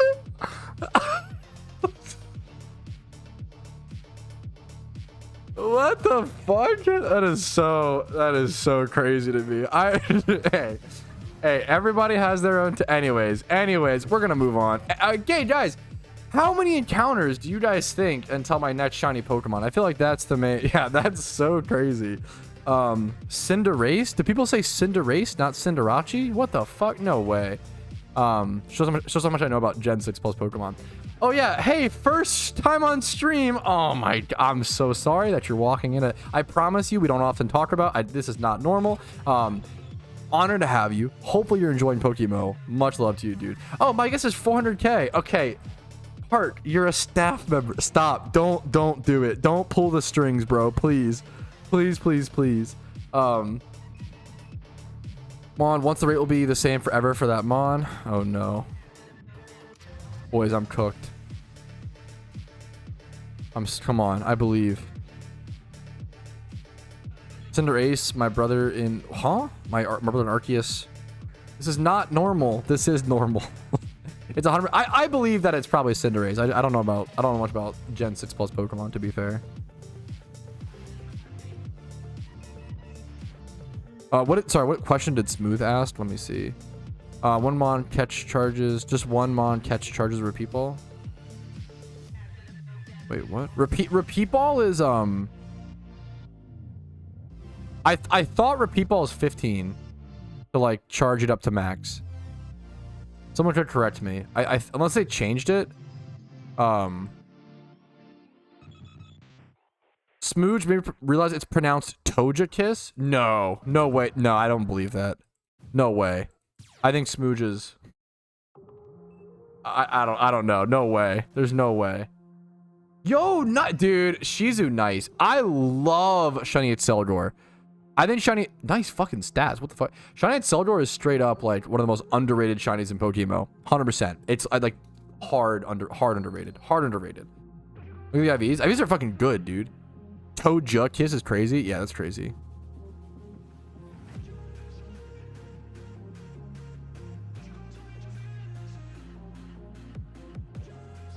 What's the stalling for content? Bro, I have to stall for content. You know me. Romeo! Come here, Romeo.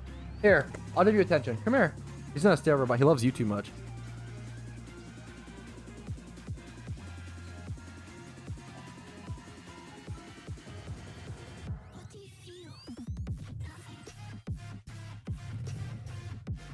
$10 for repeat ball?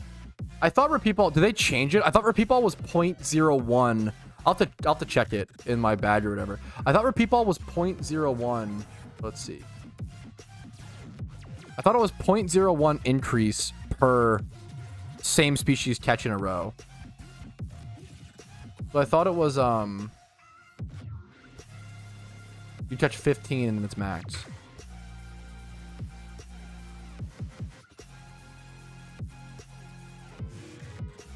Dude, spooky and special candy prices have really shocked me. It's like really, really interesting. Like, I really do feel like one of the coolest changes this year that isn't being like appreciated enough is the fact that you need spooky candies to farm the special candies is so good. It's so good, dude. I think it's a big deal, you know? Well, no, sorry. Oh, sorry. I said it wrong, Tom. I think it's 0.1, right? That's the math or whatever. 0.1. Bro is running a stall team on Twitch chat. True. Stall shiny hunting team. You know me. They might have changed it to make it easier to charge. I'm not sure. Because repeat ball is really fucking bad right now. Like, repeat ball has been bad since the nerf.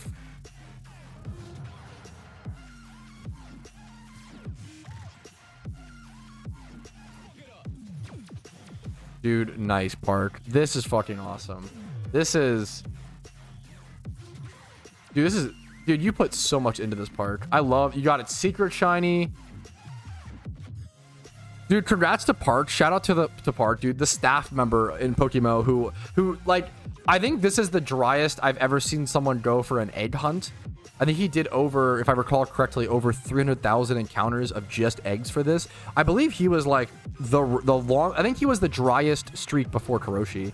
And he finally put like a bunch of love and time and effort. It takes a lot to breed up your Charizard to this degree. Secret shiny, hidden ability access. I love the Kanto Friends particles. My favorite. I believe it's selected as well. The Dark Crystal from this year. I assume it's Eevee trained. Flamethrower. Needs to be moved up. Solar Power. Solar Power is great. It's so fun. It's a great Zard, dude. Super good Zard. 3x31, 2x30. It's cool to... I need to put more love into a lot more of my shinies. A lot of my shinies I feel like I just catch and throw them in the box and move on, you know? Congratulations, Park. Mods can't just spawn one in? No, not really. I mean, like, not really. I don't think mods can, especially not staff. 370, so 340k. Oh, Jesus. Oh, 370k. Okay, eggs. Jesus, dude. So crazy.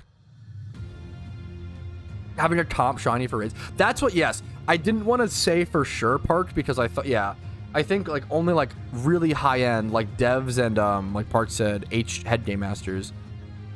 This is that's what I thought. I was pretty sure about this, but someone asked, oh, I can't Park just like spawn it in, and I know he can as a staff member. Even if you like had the ability to like spawn in Pokemon as a high-end like staff or dev or whatever, you wouldn't do it to fake it. Like if you're a staff, you're not pulling that sort of crap, right? But Park said that only I think HGMs, so I think head game masters, I believe, head game masters and devs can spawn in Pokemon. So they need the ability to spawn in Pokemon for certain catch event prizes and certain event rewards. That's why that ability even exists in the first place, from my understanding. Yeah. Park goes on. Yes, from my understanding that, and then Park confirms it. Thank you so much, Park. Yeah, it's normally just for events. Yeah, my Spinarak has a Squirtle OT, which I love so much. I think it's so fucking cool.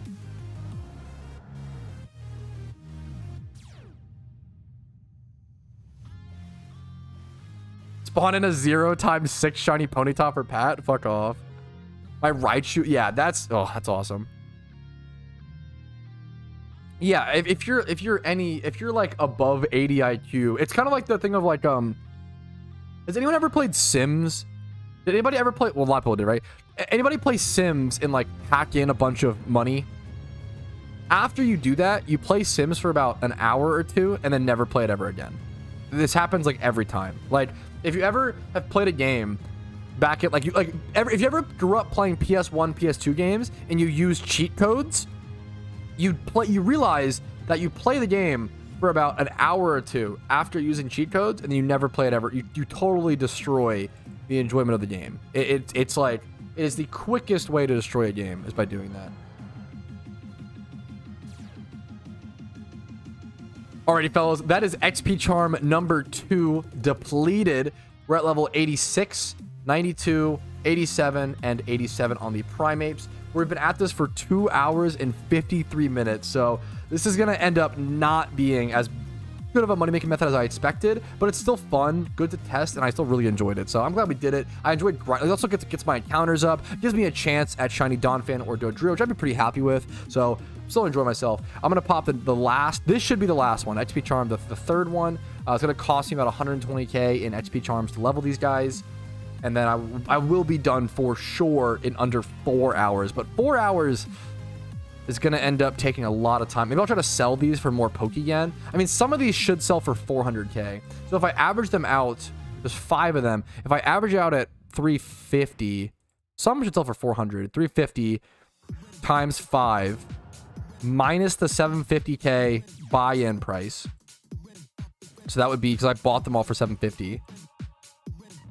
If you wanted to like breed these yourself, you could make a lot more profit on this as well. This was just like, this is if you like are a you know, casual newer player, intermediate player, and wanted to like just grind for Pokeyen. This is the way to do it. But if you like have the breeding skills to breed these up, well, that's when your profits get ridiculous, right? So but we didn't do that, right? So 1 mil and then minus 120k for the XP charms. So my guesstimation divided by 4 hours. My guesstimation is that this is still going to end up being an extremely easy to do, just grindy focused, like very brain dead. You could watch movies and do this. You could watch YouTube. You could watch TV shows. You could watch anime if you're a dirty weeb. Like, there's a lot of things you can do while you do this, which is cool. Like, it's good to have money making methods in PokeMMO that are hyper efficient and hyper high end, that require like a lot of focus, but also ones that if you're tired, you come home from work, you're busy, you're just not, you don't really want to, you know, but you still want to make progress. It's good to know about these methods. So yeah, it's really cool. I think it's 220k per hour for like a AFK. I use the word AFK like a RuneScape player, where it's like if you're clicking the screen, if you're only clicking the screen like once every 10 seconds or a few times every 10 seconds, that's considered like AFK to me. Like, I consider XP trading like this AFK, but obviously AFK actually means away from keyboard. If you get confused by that, I apologize. It's a RuneScape player, our brains are dumb thing. That's the best way to explain it. As someone who like I watch a lot of anime, and I've watched I like to, you gotta throw in the weeb slander.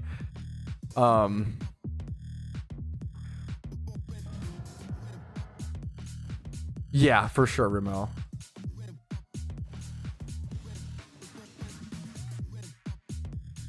Fuck. Okay, fuck, fair. I've only ever played. Wait, that's so funny. I would not enjoy it. I think I unironically killed. I think I actually killed my. Like, I think I killed my ability to ever play Sims ever again by cheating in money. I think I played Sims for about 15 minutes.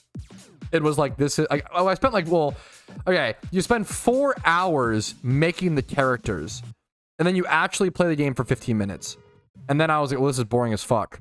Let me The best part of Sims is just creating your Sims. That's the best part, 100%. I'm the same way with even like Dungeons and Dragons or like tabletop RPGs. My favorite part about D&D, Pathfinder, etc., is making the character. I don't actually enjoy playing nearly as much. But also, I've also just had a really hard time finding a good play group. So one day I will. Playing PokeMMO with controller is very fucking chill. Shut up, Racky. Yeah, it's the best part. Yeah. About building your house, bruv. I just could never. I think what happened was I played for 15 minutes, got bored, hacked in a bunch of money, and then I like literally never had drive to play Sims ever again. Project Zomboid is one of the only games I've ever quit playing / refunded on Steam because it was too hard. I was so excited. Project Zomboid is a game that that came out like what, 2010, 2011. I watched people who I watched like play Minecraft in Terraria back in that era also played Project Zomboid. So I was really excited for it, right? And I finally bought it in like I think this year, 2024. I bought it and I played it, but I was really busy with work. I was busy with like planning my wedding. I was busy with work, all these things, and I kind of wanted an escape. And I played it for about an hour and a half, and I was like, this game is too much. Yeah, I respect this game seems amazing. It seems like so beautiful, so open-ended, so good. It was one of the few games I just could not. I was like, this is too much. This is too much for me to learn. I was like, I'm not I'm not in the mood for this right now. Maybe some, yeah, it's so hard, Papa Nut. Another game that I've done this with is EVE Online. I played EVE Online for about 20 hours. I really stubbornly tried to learn EVE Online. That game is awesome and beautiful. It is so hard to get into EVE Online. It is so ridiculously hard. It's so hard, dude. Yeah, good luck to you, Rumel. Maybe with friends, Project Zomboid becomes a lot more doable. Yeah, Project Zomboid is once again, I feel like there's not many games that I've stopped playing because they were too hard. Like it's like Project Zomboid and EVE Online are the two that I can think of. I don't know if there's any other like hardest games ever. I don't know if there's any other I've stopped playing because of the difficulty. I think those are like the two for me, honestly. Close your eyes.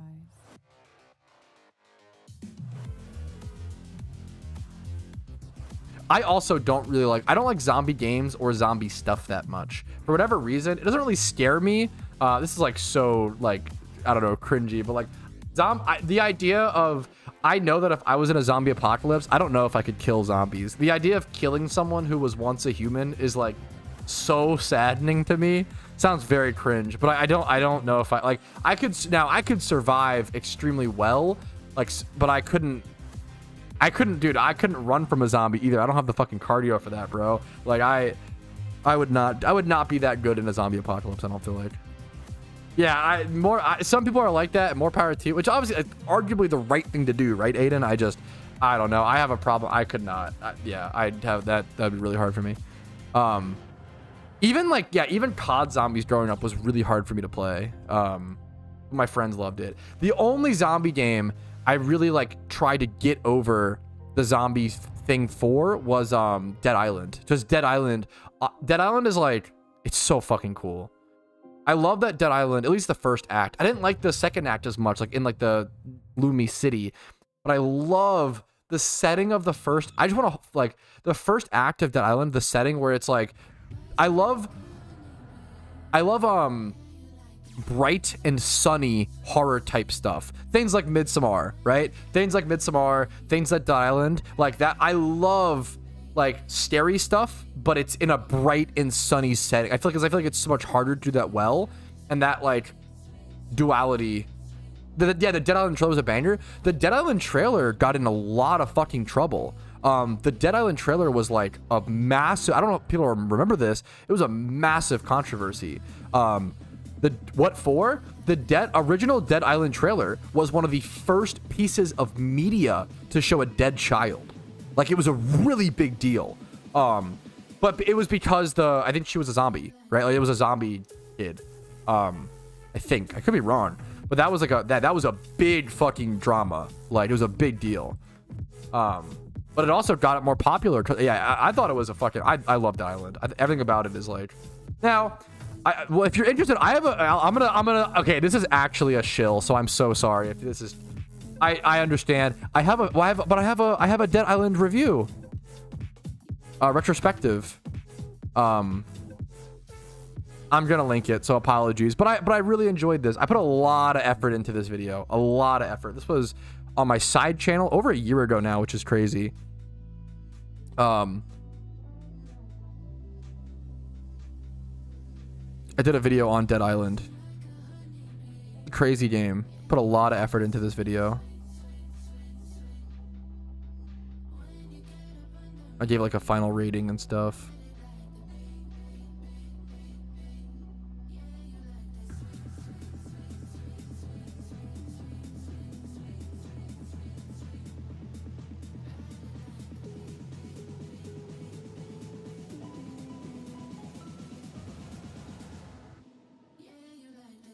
True part. No, I do like Dead Island. It's not worth it. Yeah. See this video though? No way. Really? I'm very shocked if you've actually watched that. I really enjoy. Dead Island is. Dead Island is not as good of a game as it should be. That's a huge part of the review. Dead Island could have been a masterpiece. But it's very clunky and there's a lot of problems with it. But I still like love it. So I still like I did not realize you were a retro. Yeah, I did not. I'm gonna be honest, Park. I didn't expect that. Listen with the boy. I appreciate it, dude. When viewers, well, I mean, kind of true. Yeah, I don't know. Retro Pad is such a passion project. It's such like a side thing, you know. Dude, yeah, I never played Just Cause either. I had a friend that really enjoyed it. Yeah. Left 4 Dead 2, I suck at. Another zombie game that I suck at, and my friends always wanted to play, and I hated it, and I was not. The witches fucking scared me, bro. I suck at Left 4 Dead 2. I suck at that game. I sucked at that game. I sucked at COD Zombies. I remember my friends like wanted me to do like the fucking moon Easter egg with them, and I was like, guys, I'm really honored. I'm like, dude, just leave me out of it. Like, I can't do it. Like, and I fucking like, they were so kind. Like, oh no, dude, it's okay. Like, you're our friend. And I sucked. Oh, it was so embarrassing. I sucked at COD Zombies. Take on the witches for you.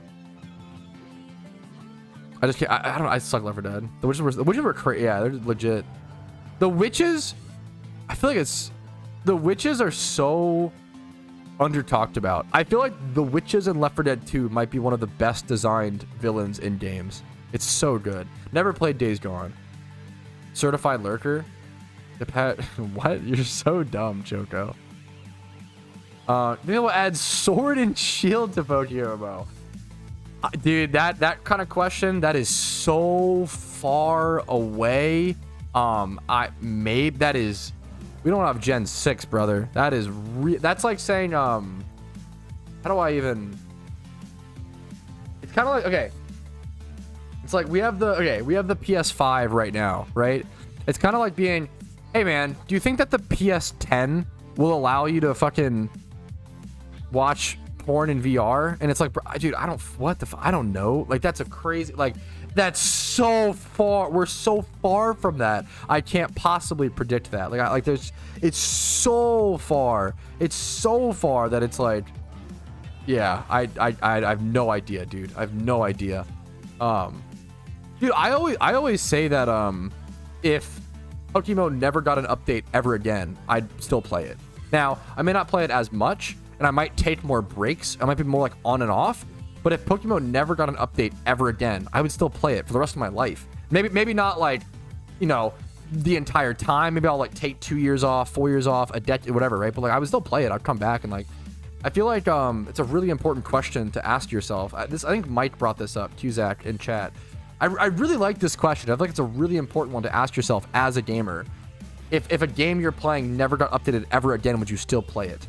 And I feel like if the answer is no, this is my feeling. I could be wrong. I feel like if the answer is no, it's probably time to quit that game. I feel like if you're only playing, it feels like an abusive relationship. If you're only playing a game in the hopes of it getting better or the hopes of like it changing, right? It's like being with someone in the hopes that they change. It's like, oh, like I can fix them, I swear. Like it's really unhealthy, right? Like, oh yeah, like like it's like League addicts, right? Like, oh, I love League so much. I swear, guys, they'll fix everything in the next update. Like, it's just, bro, it's time to move on. Like, if you're only playing a game for updates, you might be mentally cooked. Maybe I'm wrong. That's my opinion. I'm not trying to, I don't know. That's a very scary relationship to have with something, in my opinion. You should like something as is. There's people around. Yeah, yes. Updates are gonna keep interest. They're gonna refresh people. That's what they're, yeah. Updates are a cherry on top that keep more interested, that keep people around. Like I said, right? Like would I play PokeMMO as much without updates or what? No, right? But I might play, like I might, but updates make you play more and stuff, right? Pre-recorded, true. Put a shoe on head to prove it's not a pre-recorded stream.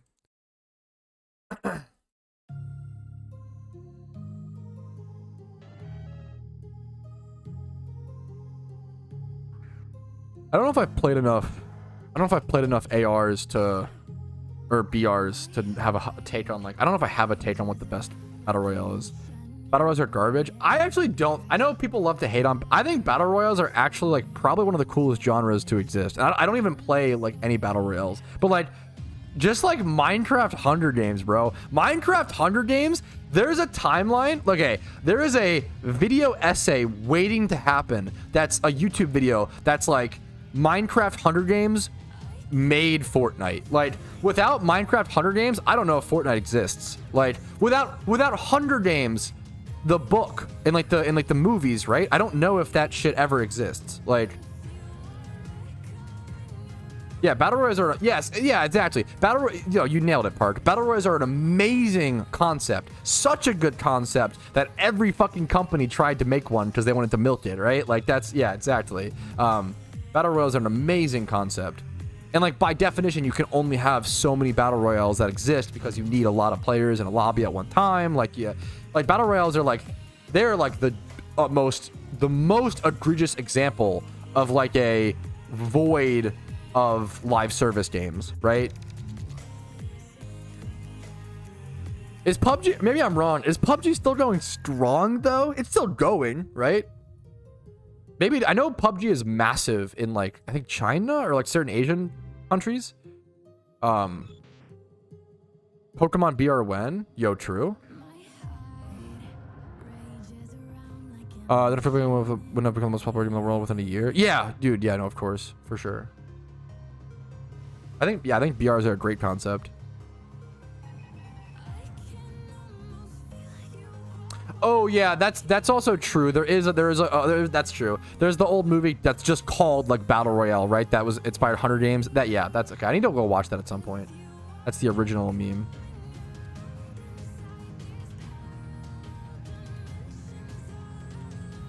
Been making a killing off of Abra synchronized farm after watching one of your that's the way you can get a video of tier list of best of making a video of a tier list of best of making Pokemon.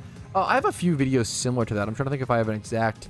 If you just Google like what's the best money making method in PokeMMO, I have a video on that. If you Google like top 10 best, if you look up best Pokemon to breed for profit, I have a video on that. If you look up top 10 Pokemon to catch for profit, I might have a video on that. I don't know. The problem is catching Pokemon for profit is not as good, or it hasn't been as good over the past year or so, the past 8 months. But I think it probably got a lot better in this event. Like Dittos are up in price, Metatites and like Primeapes and Menkeys. Like catching certain mons might be insane right now. Also, it scarred me. Is it like really gruesome, Rumel? Oh, that sucks.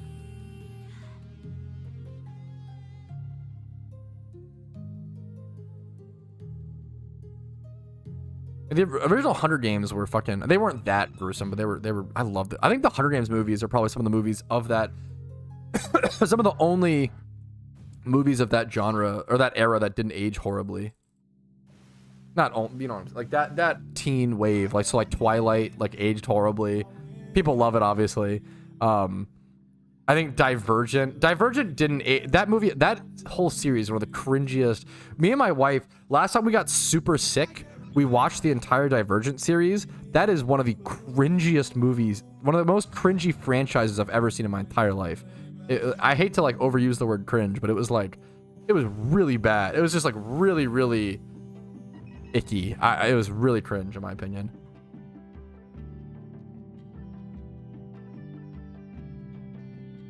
Polite did not age bad. You did. I respect. Okay, I get it. I don't know. It shows I'm 30 years more shit. Yeah, that makes sense. That makes a lot of sense, Rumel. The Hunger Games is like very shaky cutaway. Yeah, for sure. They did a great job with that, with making like Hunger Games. Like, Hunger Games was like what, PG-13? Like, that's kind of insane. That's kind of impressive that they were able to make that concept of a movie PG-13. That's really impressive.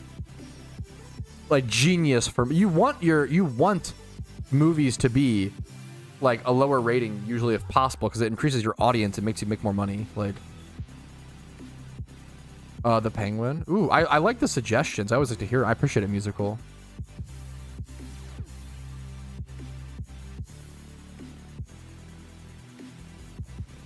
Jacob or Edward? Twilight, fuck it, dude. If you're on Team Jacob, you're literally just there for his body, and I can't trust you I can't trust you. My wife is Team Jacob. It's so obviously Team Edward. It's like ridiculous. It's like not even remotely close. Are both of them bad in certain ways? Yeah, of course, but Welcome to any woman-focused romance thing ever, or just any romance thing ever is like full of red flags. That's the whole point.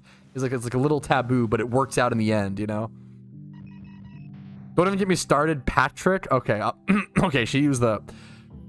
Yes, sweetie. Jacob is actually a very valid choice. Okay. Oh shit, boys. Okay. Gulp. Okay. Yes, sweetie. She brought out the whole. She brought out the fucking first name, boys. Holy shit. Whew.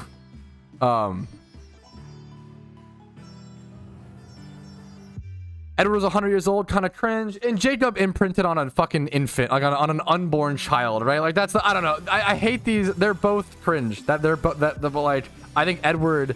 It's hilarious that Edward ends up being less cringe, right? Like what's? Yeah, I don't know. I think it's actually. I think yeah. It's Patrick Rousty. Yes, that's my full name. True and real. No, it's no, definitely. I would never. Yeah.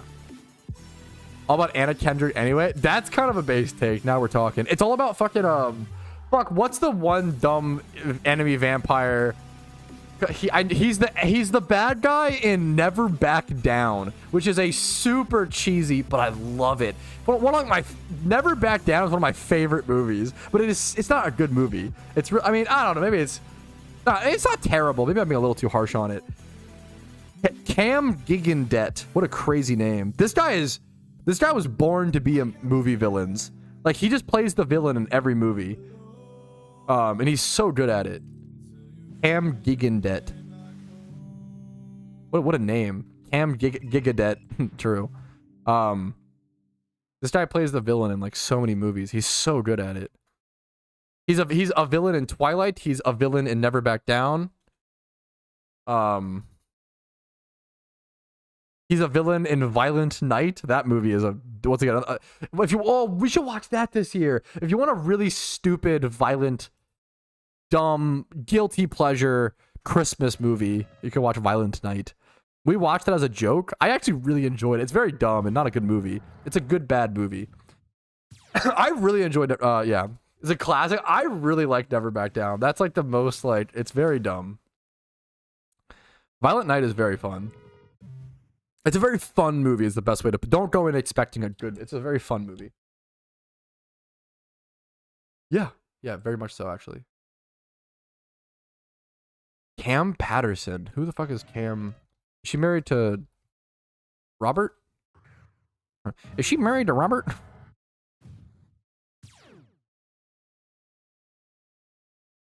Oh, is it a guy? Wait, that's really funny. Wait, I thought it was a... Wait, that's really funny. I don't know. Wait, this is Cam Patterson. Do you know him? This is Cam Patterson. Oh, is she married to Rob? It's like a comedian. That's very... Anyways. Yeah, my bad. I just don't know him. Sorry. I assumed it was a... Never mind.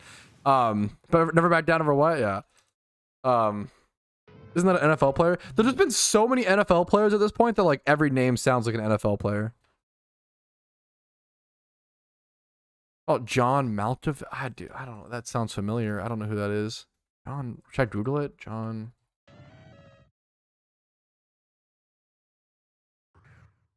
I don't know if I know this guy. John. I feel like it's a meme name.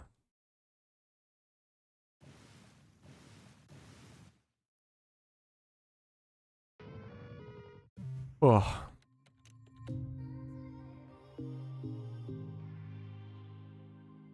You know Malkovich. Why don't you use the... I just prefer the flaming motorcycle, right? That's all it is.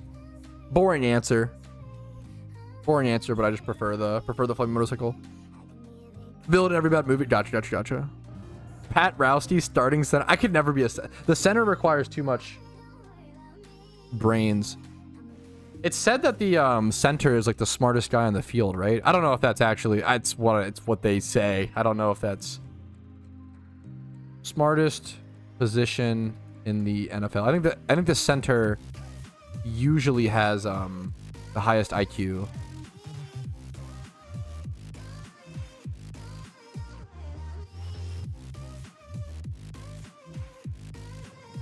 This just says like offensive line. That's it.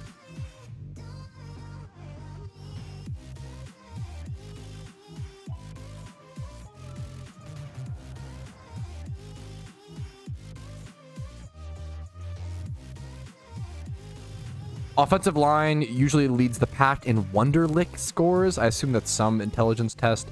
Tackle, center, and QB, guard, and tight end are the top 5. Yo, tight end. That's my favorite position in football is tight end. I would have loved to. That is every guy has this dream, but I would have loved to be. If I actually had time or fucking the money to play sports growing up, I would have loved to play. I wouldn't have. I probably would have. I don't know.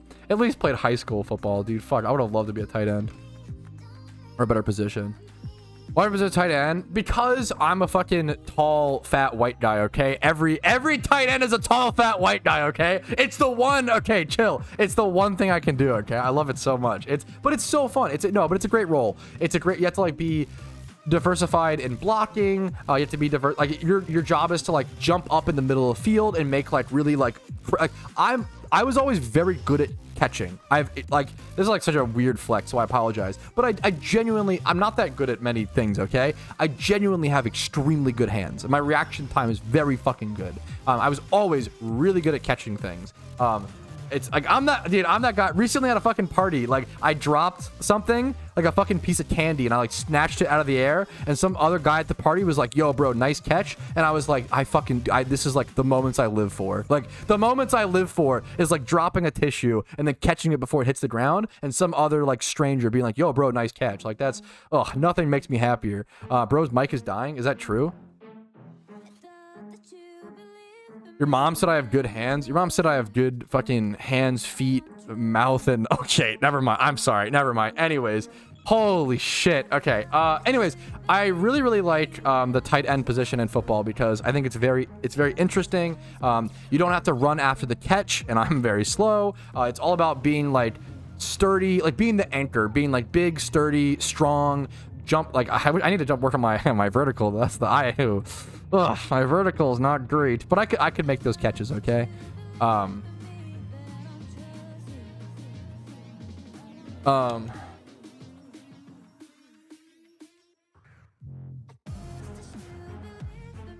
already went out, right?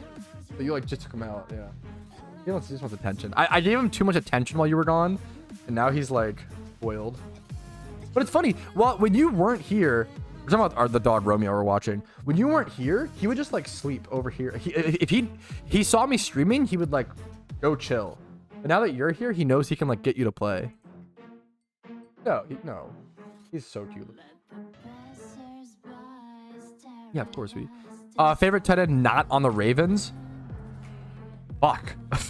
Wow. Oh man. Really for the sub, PDAF. Thank you so much, dude. I would name some older memer. There's a really boring answers. I'm not gonna say Tony Gonzalez. I'm not gonna say Antonio Gates. I'm sorry if that's what you're looking for. I really liked Chris Cooley. that's a deep cut. I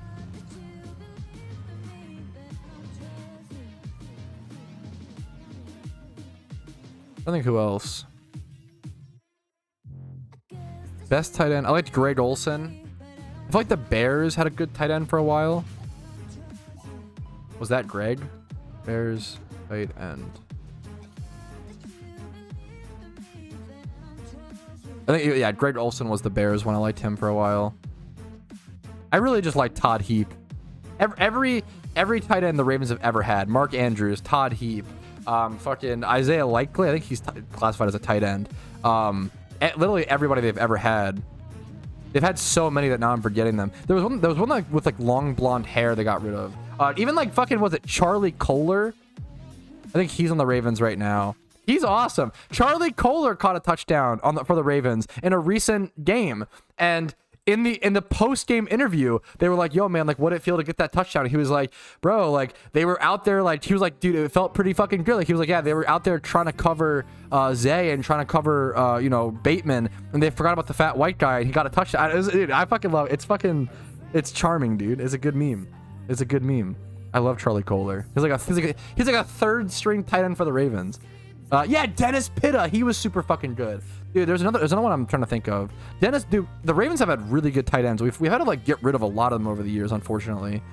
Like all of our like second and third string tight ends, I feel like we're always quite good. Jeremy Shockey, that's one I remember. Jason Witten. Yeah. He was a cowboy, right? Still no shiny. Still no shiny. Ravens, tight ends over the years. I didn't realize until I married my wife. I've never thought about Daniel Wilcox or Ed Dickinson. Dixon. We had so many. Hayden Hurst. Like every single tight end that the Ravens have had has been like I've really liked watching them all play. They've all been great. Nick Boyle. Like literally all these niche like memers. I've enjoyed all of them. Like I love Isaiah Likely. He's also it's crazy. I feel like the Ravens historically, except for when we had Todd Heap, it was mostly just Todd Heap who was good. But like there's been we've had historically like 2 to 3 good tight ends on the team at a time. It's fucking awesome. Yeah, Shannon Sharp. I didn't watch Shannon Sharp play enough. He was just before my time. Todd Heap was great. I fucking love Todd Heap. This is really off topic and sad, so I'm sorry. Todd Heap has like one of the saddest stories I've ever heard from a professional athlete. It's like actually really fucking tragic. So sorry I'm about to tell this story, but I think it's a little intro, but it's really sad. I think it was out of the NFL at this point, but he had dude, he acts. This is like I probably shouldn't even tell this story, but it's really fucking sad. Todd Heap accidentally, and he seemed heartbroken about it, so it's not some like drama thing. He accidentally hit his like toddler with a pickup truck and killed her. It's like really fucking sad. It's like maybe one of the saddest like in his driveway.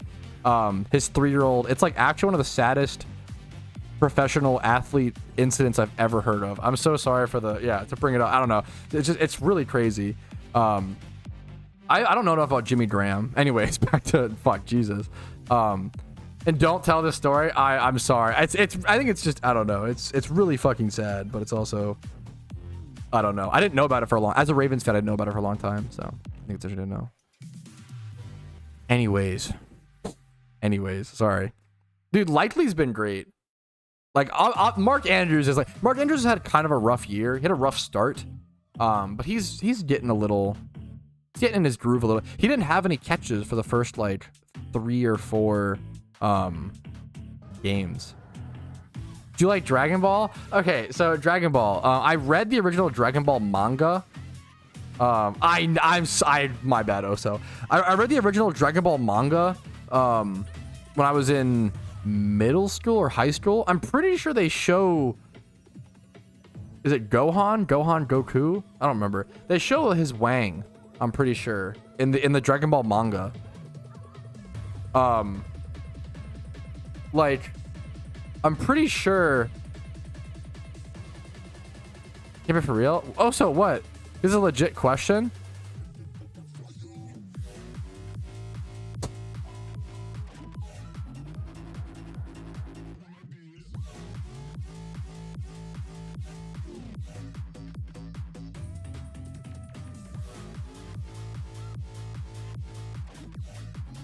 I lost my touch. I thought, you know what? We haven't told that many D's nuts jokes. You know, I had a break for a while. God damn it. It's been a while, okay? I got. I'll admit it. I got by a lazy one too. By a dragon joke. Ugh. This is what happens when you guys actually stop spamming these nuts jokes 50 times a day. If you take a break, you loosen my guard, I slip up. God damn it. How you EV'd your Rampardos? What one? My shiny one or this one? My shiny one's physicals. I don't want to rebreed and like fucking change my shiny Rampardos just to be a utility Pokemon. This one's special attacking. My shiny one's physical. This one's 2v2 special attack, 2v2 speed, rash nature, 31 special attack, 15 speed, lol. How much money do you think the devs make during the events? I really don't know. It's more than I think is the honest answer. It's honestly more than I think. But I don't know. I also don't know. You also have to keep in mind, if you're self-employed, you get taxed hard as fuck. Well, I don't know if, to be fair, they probably have an LLC. I don't know how much. I don't know how much that. I don't know. I'm just not educated enough. I just don't know. I just don't fucking know. All I can say is I just don't know. I'm just not educated enough on this to like really talk about it. What's up, Josh? Welcome back. I don't think it's Billy. I don't think it's a funny meme. I don't know. I can't imagine. Also, it's split amongst 5 devs. That's something you have to keep in mind. Not gonna keep it in mind. Based. Nice 4th place. Very important. No, I meant it. I was trying to flame you. Very important poll is up. Should Tom? True. I'm voting yes. I'm swaying the election, boys. Well, sorry, I shouldn't. Wait a minute. I'm influencing the Twitch poll. Sorry. I'm voting yes. I'm voting yes. Bro, it's a man streams for 4 hours and he starts saying unhinged stuff. Unbelievable. What 4 hours of streaming does to a man.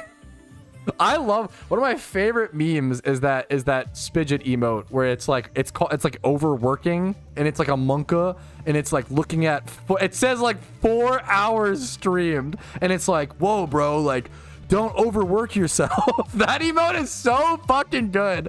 Oh my, if we can get that in this chat, like dude, that emote is so fucking funny. I love that emote. Yeah, thank you. Thank you. Wait, Casey added it. This emote is so fucking funny. That like epitomizes. That's so good. Holy shit. It's so good, dude. I love it when it says I have a video on it. If you look up will PokeMMO, I can link it to you. There's a video called "Will PokeMMO Ever Get Shut Down?" and I explain from my layman perspective. I'm not a lawyer, but from my understanding as to why PokeMMO cannot get shut down, and why they're legally in the right, arguably a gray area. But since PokeMMO doesn't actually use any Nintendo assets, right? They don't. We supply all Nintendo assets via legally purchased copies of our games, right, chat? So, essentially, PokeMMO is just a fancy emulator, and emulators are totally legal. What's illegal is the use of illegitimately obtained ROMs, right?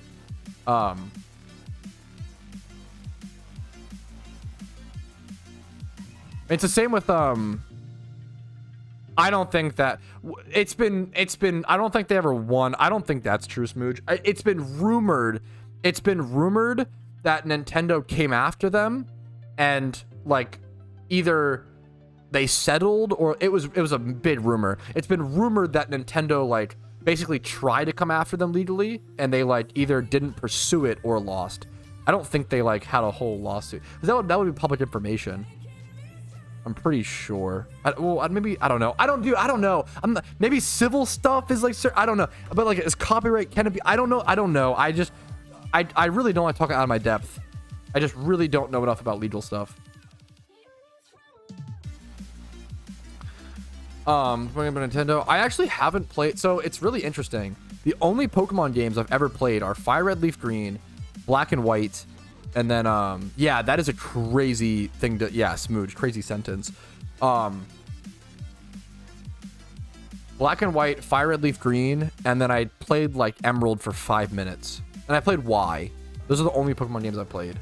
Like, I didn't play Diamond and Pearl, Platinum, Heart Gold, Soul Silver, Crystal, whatever. I didn't play a lot of these growing up. I totally get the concern. Also, I love that your fucking profile picture is Double D from Edit and Eddie, based pick. I feel like PokeMMO has been around for 12 years. I don't see it going anywhere anytime, you know. If it had been around for like 2 to 3 years, I understand like, oh shit, maybe like, but like it's been around for 12 years. I don't see a problem happening anytime soon. That's the 3DS games wouldn't change anything, number one, and number two, that's a rumor. I don't think like we'd have to have, if anyone has a source on that, Adam, I would love to see it. It was rumored that Nintendo came after them, and I don't think there's like any lawsuits would be public documents. And it's possible no one in the Pokemon community has like tried to look for it or pursue it, but I don't understand. People think that like 3DS and Gen 6 stuff would change things way more dramatically than it would, and I don't understand. I think it only comes from people who haven't played the game so like that long. Like the problem is like when PokeMMO released, I'm sorry that sounds really harsh, and I apologize, but like, but when PokeMMO, it makes no sense. When PokeMMO released in 2012, it was just a Fire Red game, right? It looked people don't realize the game has already graphically changed dramatically 3 or 4 times, right? We have overhauled every vanity and every visual already multiple times. When you change from one region to another in PokeMMO, you already changed graphic style. I think thinking that also so there's so many, it really frustrates me. The devs have also confirmed that Gen 6 is possible. Anyone who thinks that Gen 6 will be the most difficult region to implement, so I don't even know if that's true actually. Like I would guess it is, but I don't know if it's true. Johto was very difficult for them. It took them a very long time for a lot of reasons due to storyline problems. In like second Kanto and the decisions to be made. I feel like the tech stuff of Gen 6 is actually easier to solve than like the problem solving of the storyline in Heart Gold Soul Silver. I feel like just because people hear the word 3D, they like freak out about Gen 6 and worry it's like a crazy thing. Yeah, we'd have to move the base game. That's true, but that's happened like I think 2 or 3 times already. Yeah, Lolacha, what's up? Thank you for the raid of 24. What's up? What's up? Happy to have you. It's an honor. What's up? What's up? Yeah, dude. Also, I feel like X and Y is not as 3D as people. You think of it as like the first 3D Pokemon game, and it is, right? If you go back and play X and Y, calling it 3D by today's standards is like kind of hilarious. It's like barely 3D. Yeah, the biggest thing, but once again, like we've had it before. There's so many. We've had Gen 6 has been discussed to the moon and back. I think that's Hey Lola, hey, what's up? How you doing, Lola? Thank you for the raid. Hopefully your stream was good today. If you were playing PokeMMO, that's awesome. If you weren't, that's also awesome. Hope you're having fun. So yeah, some places in PokeMMO are like 2.5D is a big thing. Game's problems. Yeah, Gen 6 would definitely just be like more content, like an extra region, which I mean, there's a good argument of like it doesn't really solve anything, but a lot of casual players and a lot of people really do care about just the more, which is totally, fair and valid. I do think the biggest problem, I totally agree with you. I think the biggest problem, holy fuck. I think the biggest problem is the cosmetics, but it's possible they just don't. What the fuck just happened? Sorry. It's very possible that I'm getting distracted. It's very possible that they just either don't have the cosmetics work in sorry,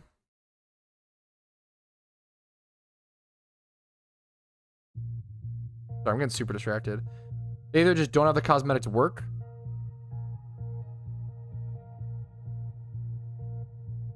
in those regions, or they just rehaul them all. I don't know. We'll have to see.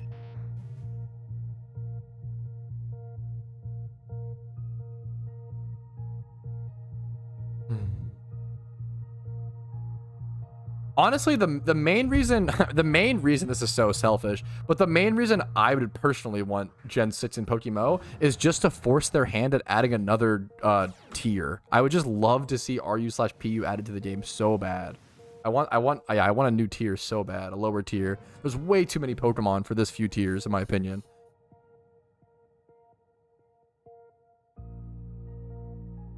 I will stand by. I understand the main concern of, so if you don't know the arguments, the main concern of not adding a new tier or adding a new tier is that it splits up the queue times in the player base even more. That's the main, that's I disagree with this, Anarchy. A lot of people like this. I don't know if people just are like impatient or if they're like queuing at 2 a.m.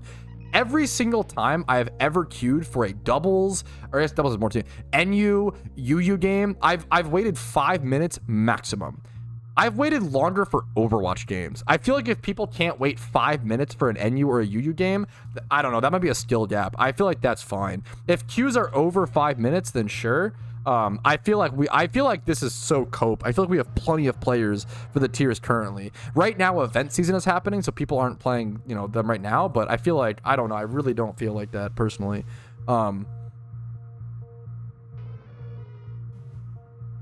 There are only 4 Pokemon in OU, so that doesn't affect OU. The lower tiers affects. Think about how many Pokemon we have in NU, right? It's like 500, right? It's like so many, right? Lower tiers aren't added to fix higher tiers. They're added to fix like the lowest tier or lower tiers. I feel like people act like it's, yeah, I've never had a problem. Yeah.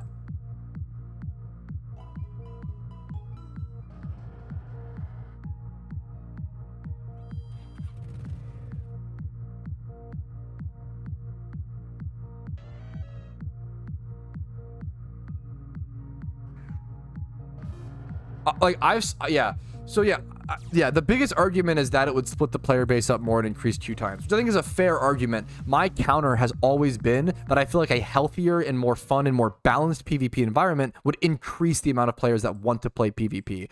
I, for example, would play so much more PvP and would commit months to PvP content if they added RU and PU. At least one of them I would at least try.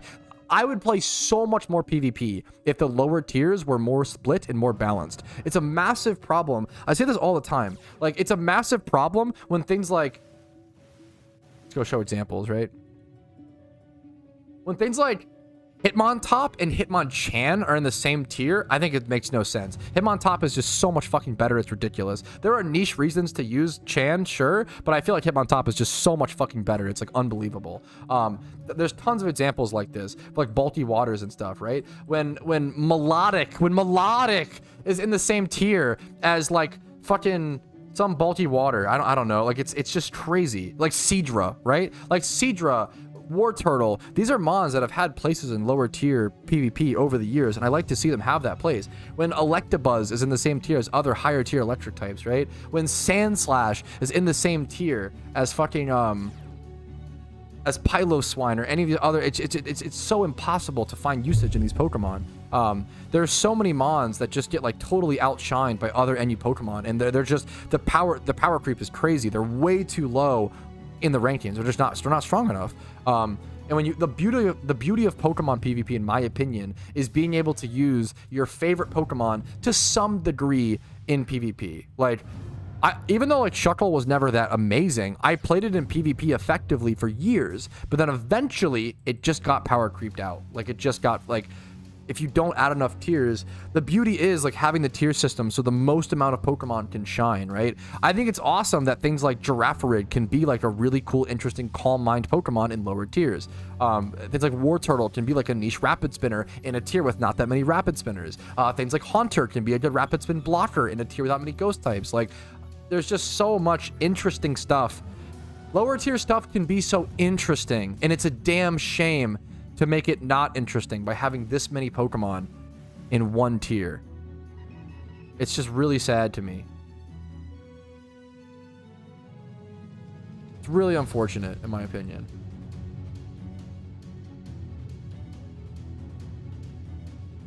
Yeah, it's really sad. The idea of yeah, exactly. If a ton of people's favorite Pokemon aren't usable in PvP, I feel like that's a problem. I probably should pop Dono for this, Rumel. I feel like that. I actually agree, yeah, Rumel. I actually feel like not having Donator status for this money-making method has hurt it a lot more than I expected. I think Dono is like a 25% XP boost, right? I probably should have popped it for this, and then just like had that be like a passive like cost that you. So I feel like if you're doing this money-making method and you are on Donator status, the Pokeyen per hour probably pushes that 300k plus mark, but I feel like I'm gonna be more towards like 200k. It's like a pretty massive difference in terms of leveling speed. We're at level 95 on the Mienshao, 98 on the, we're almost at 100s on each, but we only have 10 minutes left on the third XP charm, which is kind of brutal. We still have one more Pokemon to level, right? So it's gonna be a little tough. Daycare would be another passive. Yeah, you could do it, but I don't expect that as much. Give me ranked metronome battles. I mean, dude, now we're talking.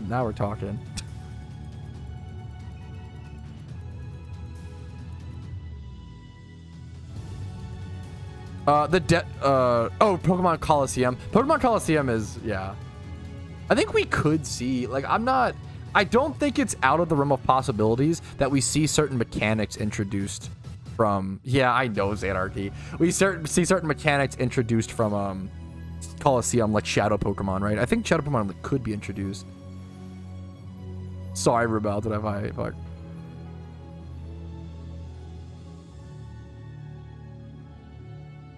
Don't ignore me. Wait, what happened? Huh? I'm XP trading 5 heady. This is the best XP trading spot in the game. Good luck to you, Ethan. That is a rough 19k dry is a rough dry for no shiny, no legendary. Good luck to you, man. I'm itching, man. I need it. You guys are cooked.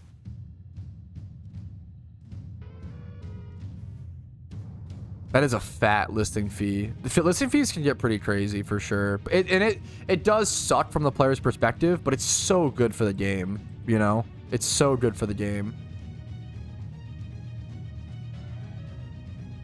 It's their XP reamplifier, which is essentially an XP all. It's a pretty expensive item. It's very good. If you're like in the intermediate or like end game stages of the game, it's quite good. But unless you're like late intermediate to like end game, I wouldn't recommend it. It's just so expensive for what it does.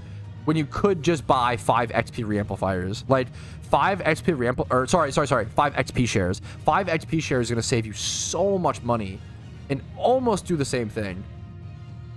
Versus a reamplifier costs, what is it, 1,000 RP or 1,500? 1,000 RP, which is like it's like 2.8 mil. It costs like 2.8 million Pokeyen.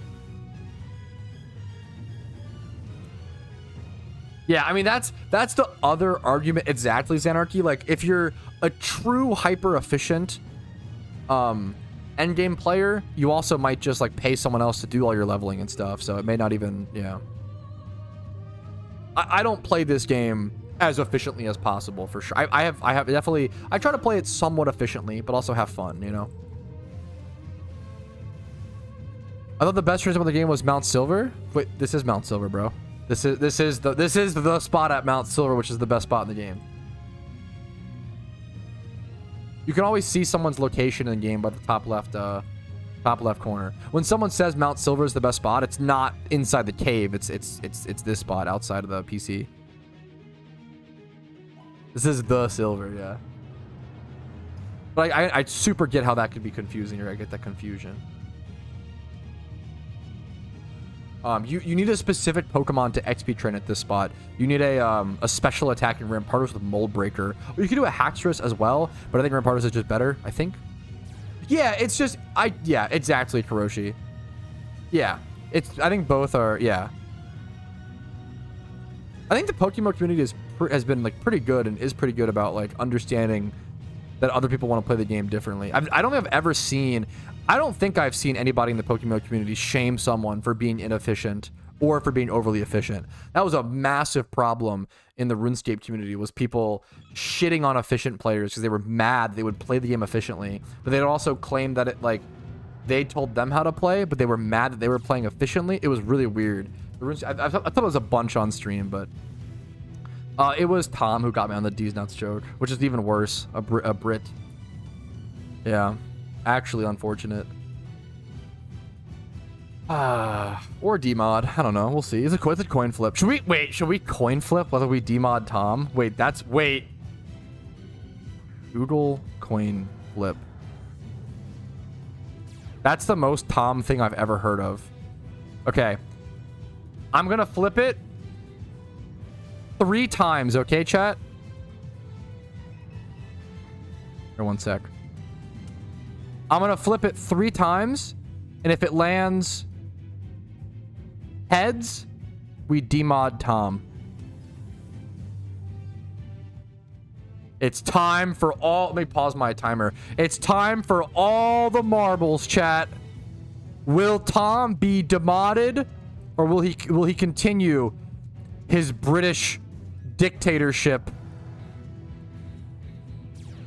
Flip number 1. Flip number 2. And then flip number... We got 2 tails. If flip number... He has to get 3 tails in a row to not get demodded. Oh my... Wait, he actually did it! He's untouchable! He's actually... The dictator gets away with it! Holy shit! Wait, what are the odds of that? Wait, that's actually...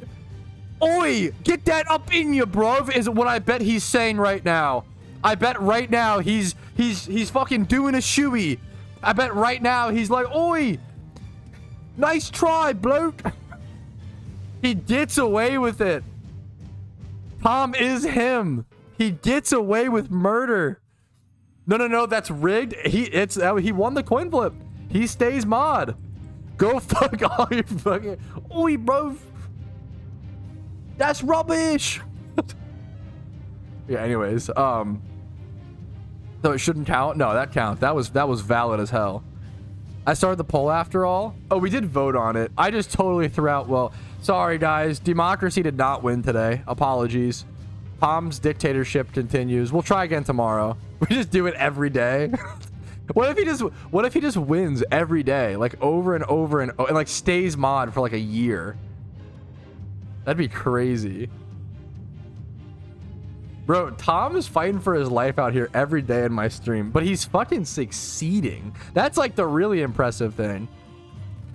That's like the way more, he actually wins.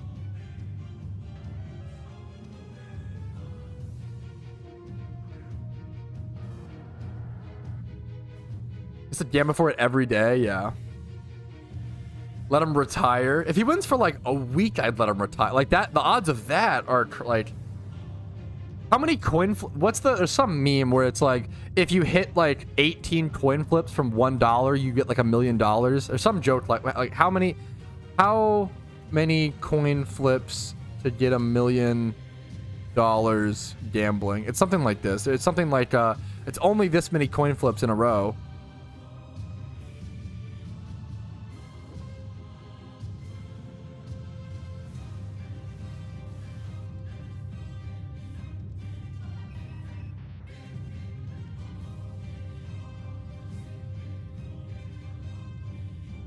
I can't find the bit. There's some meme.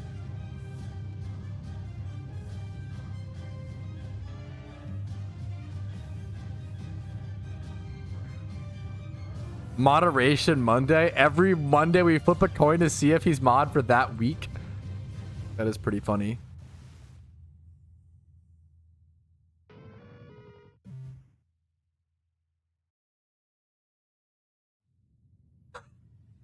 Yo, Hokey flaming the TCG pocket players. We got double 99. Okay. Our Cloyster is now level 100, and we have double 99s on the Primates. More XP will be distributed to other Pokemon now. We've got 2 minutes left in our XP charm. I'm really pushing to get level 100 on all these guys before the time runs out, but it's going to be really close. I don't know if I'll quite make it. I've officially been training these Pokemon for 3 hours and 50 minutes. And I still have another full Pokemon in the PC that I didn't level yet. So that's kind of unfortunate.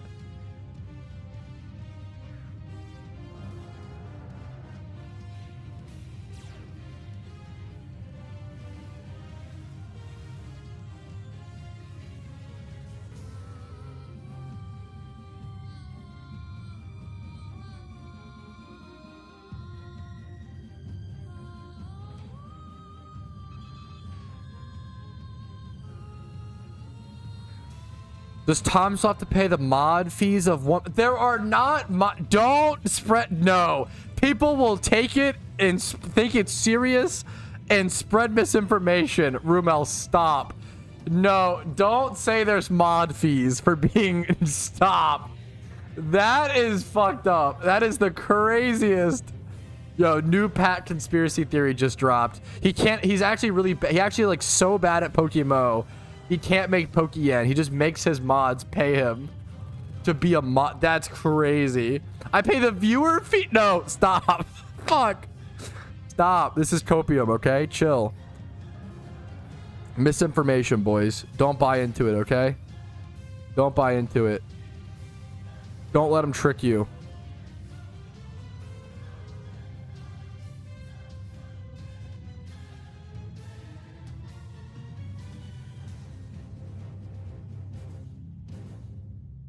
I'll gamble with it. Oh, geez, Louise, fellas. Okay, 23 seconds. These will at least get... Ooh, will they? I don't know if they will, actually. I've been paying... Shut up. You're not... No one's paying anything to watch my stream, okay? Chill. Yo, T Jamba. Happy 3 months. Thank you for the 3 months of Prime, dude. I really appreciate that, TJ. Thank you so much, man. Hopefully the content's been helpful, entertaining, cringe, a little bit of everything along the way. Thank you so much, man. I really fucking appreciate it, dude. Alrighty, that is the end of another XP charm, fellas. Another XP charm. And we're not even at the final level on the Prime. I'm gonna go grab... What I'm gonna do is I'm gonna go heal. I'm gonna go grab the final Pokemon, okay? The, is it another Cloyster, I think? Another Cloyster. We're gonna keep this here for now. So I'm gonna go finish. I'm gonna go train these guys. I'm gonna pop one more. So 4 total. It's gonna end up costing me 5 hours of doing this. 4 total XP charms, okay? And we're gonna finish XP trading these guys. And maybe I can sell them for more. Well, it might be possible to sell these guys for more Pokeyen on the final day. Or one of the final days of the event. Because someone might be wanting to, like, rush to get Darkrai done in time. Let's see what this costs right now. 3131, Adamant, level 100. I mean, this is a pretty easy 400k. This is not too shabby. This guy's doing the same strat. This is pretty solid. There's gonna be listing fees as well. But we are gonna have to finish this tomorrow, guys. It's already been a 5-hour stream, I think. So I'm gonna pause my timer on my phone. Currently at 3 hours and 53 minutes so far into this grind, into this challenge. We're going to keep that for tomorrow. Thank you guys for watching. Like the stream if you enjoyed it. Dislike if you didn't. Subscribe to the channel for daily PokeMMO streams Monday through Friday and one Saturday and Sunday during the catch events at 12 p.m. ET usually. Discord is linked down below. If you want to go above and beyond and support the content, YouTube memberships, Twitch Primes, Twitch subs, and PayPal/Venmo are super fucking appreciated. Thank you guys for watching. Have a great day. I will see you guys later. Best luck in your PokeMMO grinds. Peace, Reno, fellas. Overworking? Yeah. Oh, guys. Oh my goodness. It was a 4.5 hour stream today.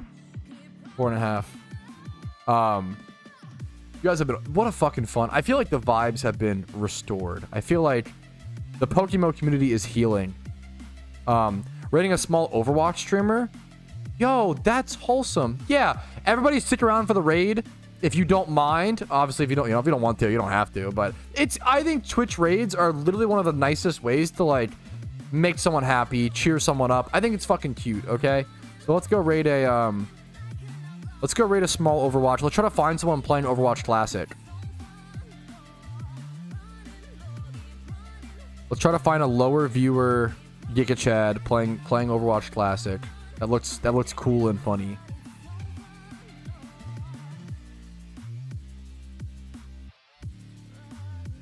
I wonder if I can find a Lucio player. That'd be cool. There are so many Overwatch players.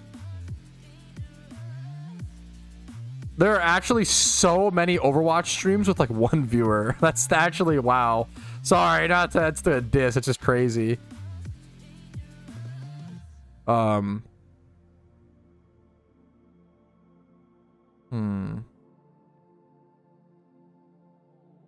Lucio.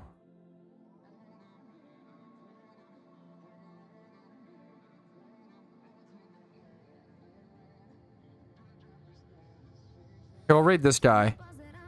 He has masters. Wait, this guy also looks cool. Mid-season. Okay, we're gonna raid this guy. Beach ball. Beach.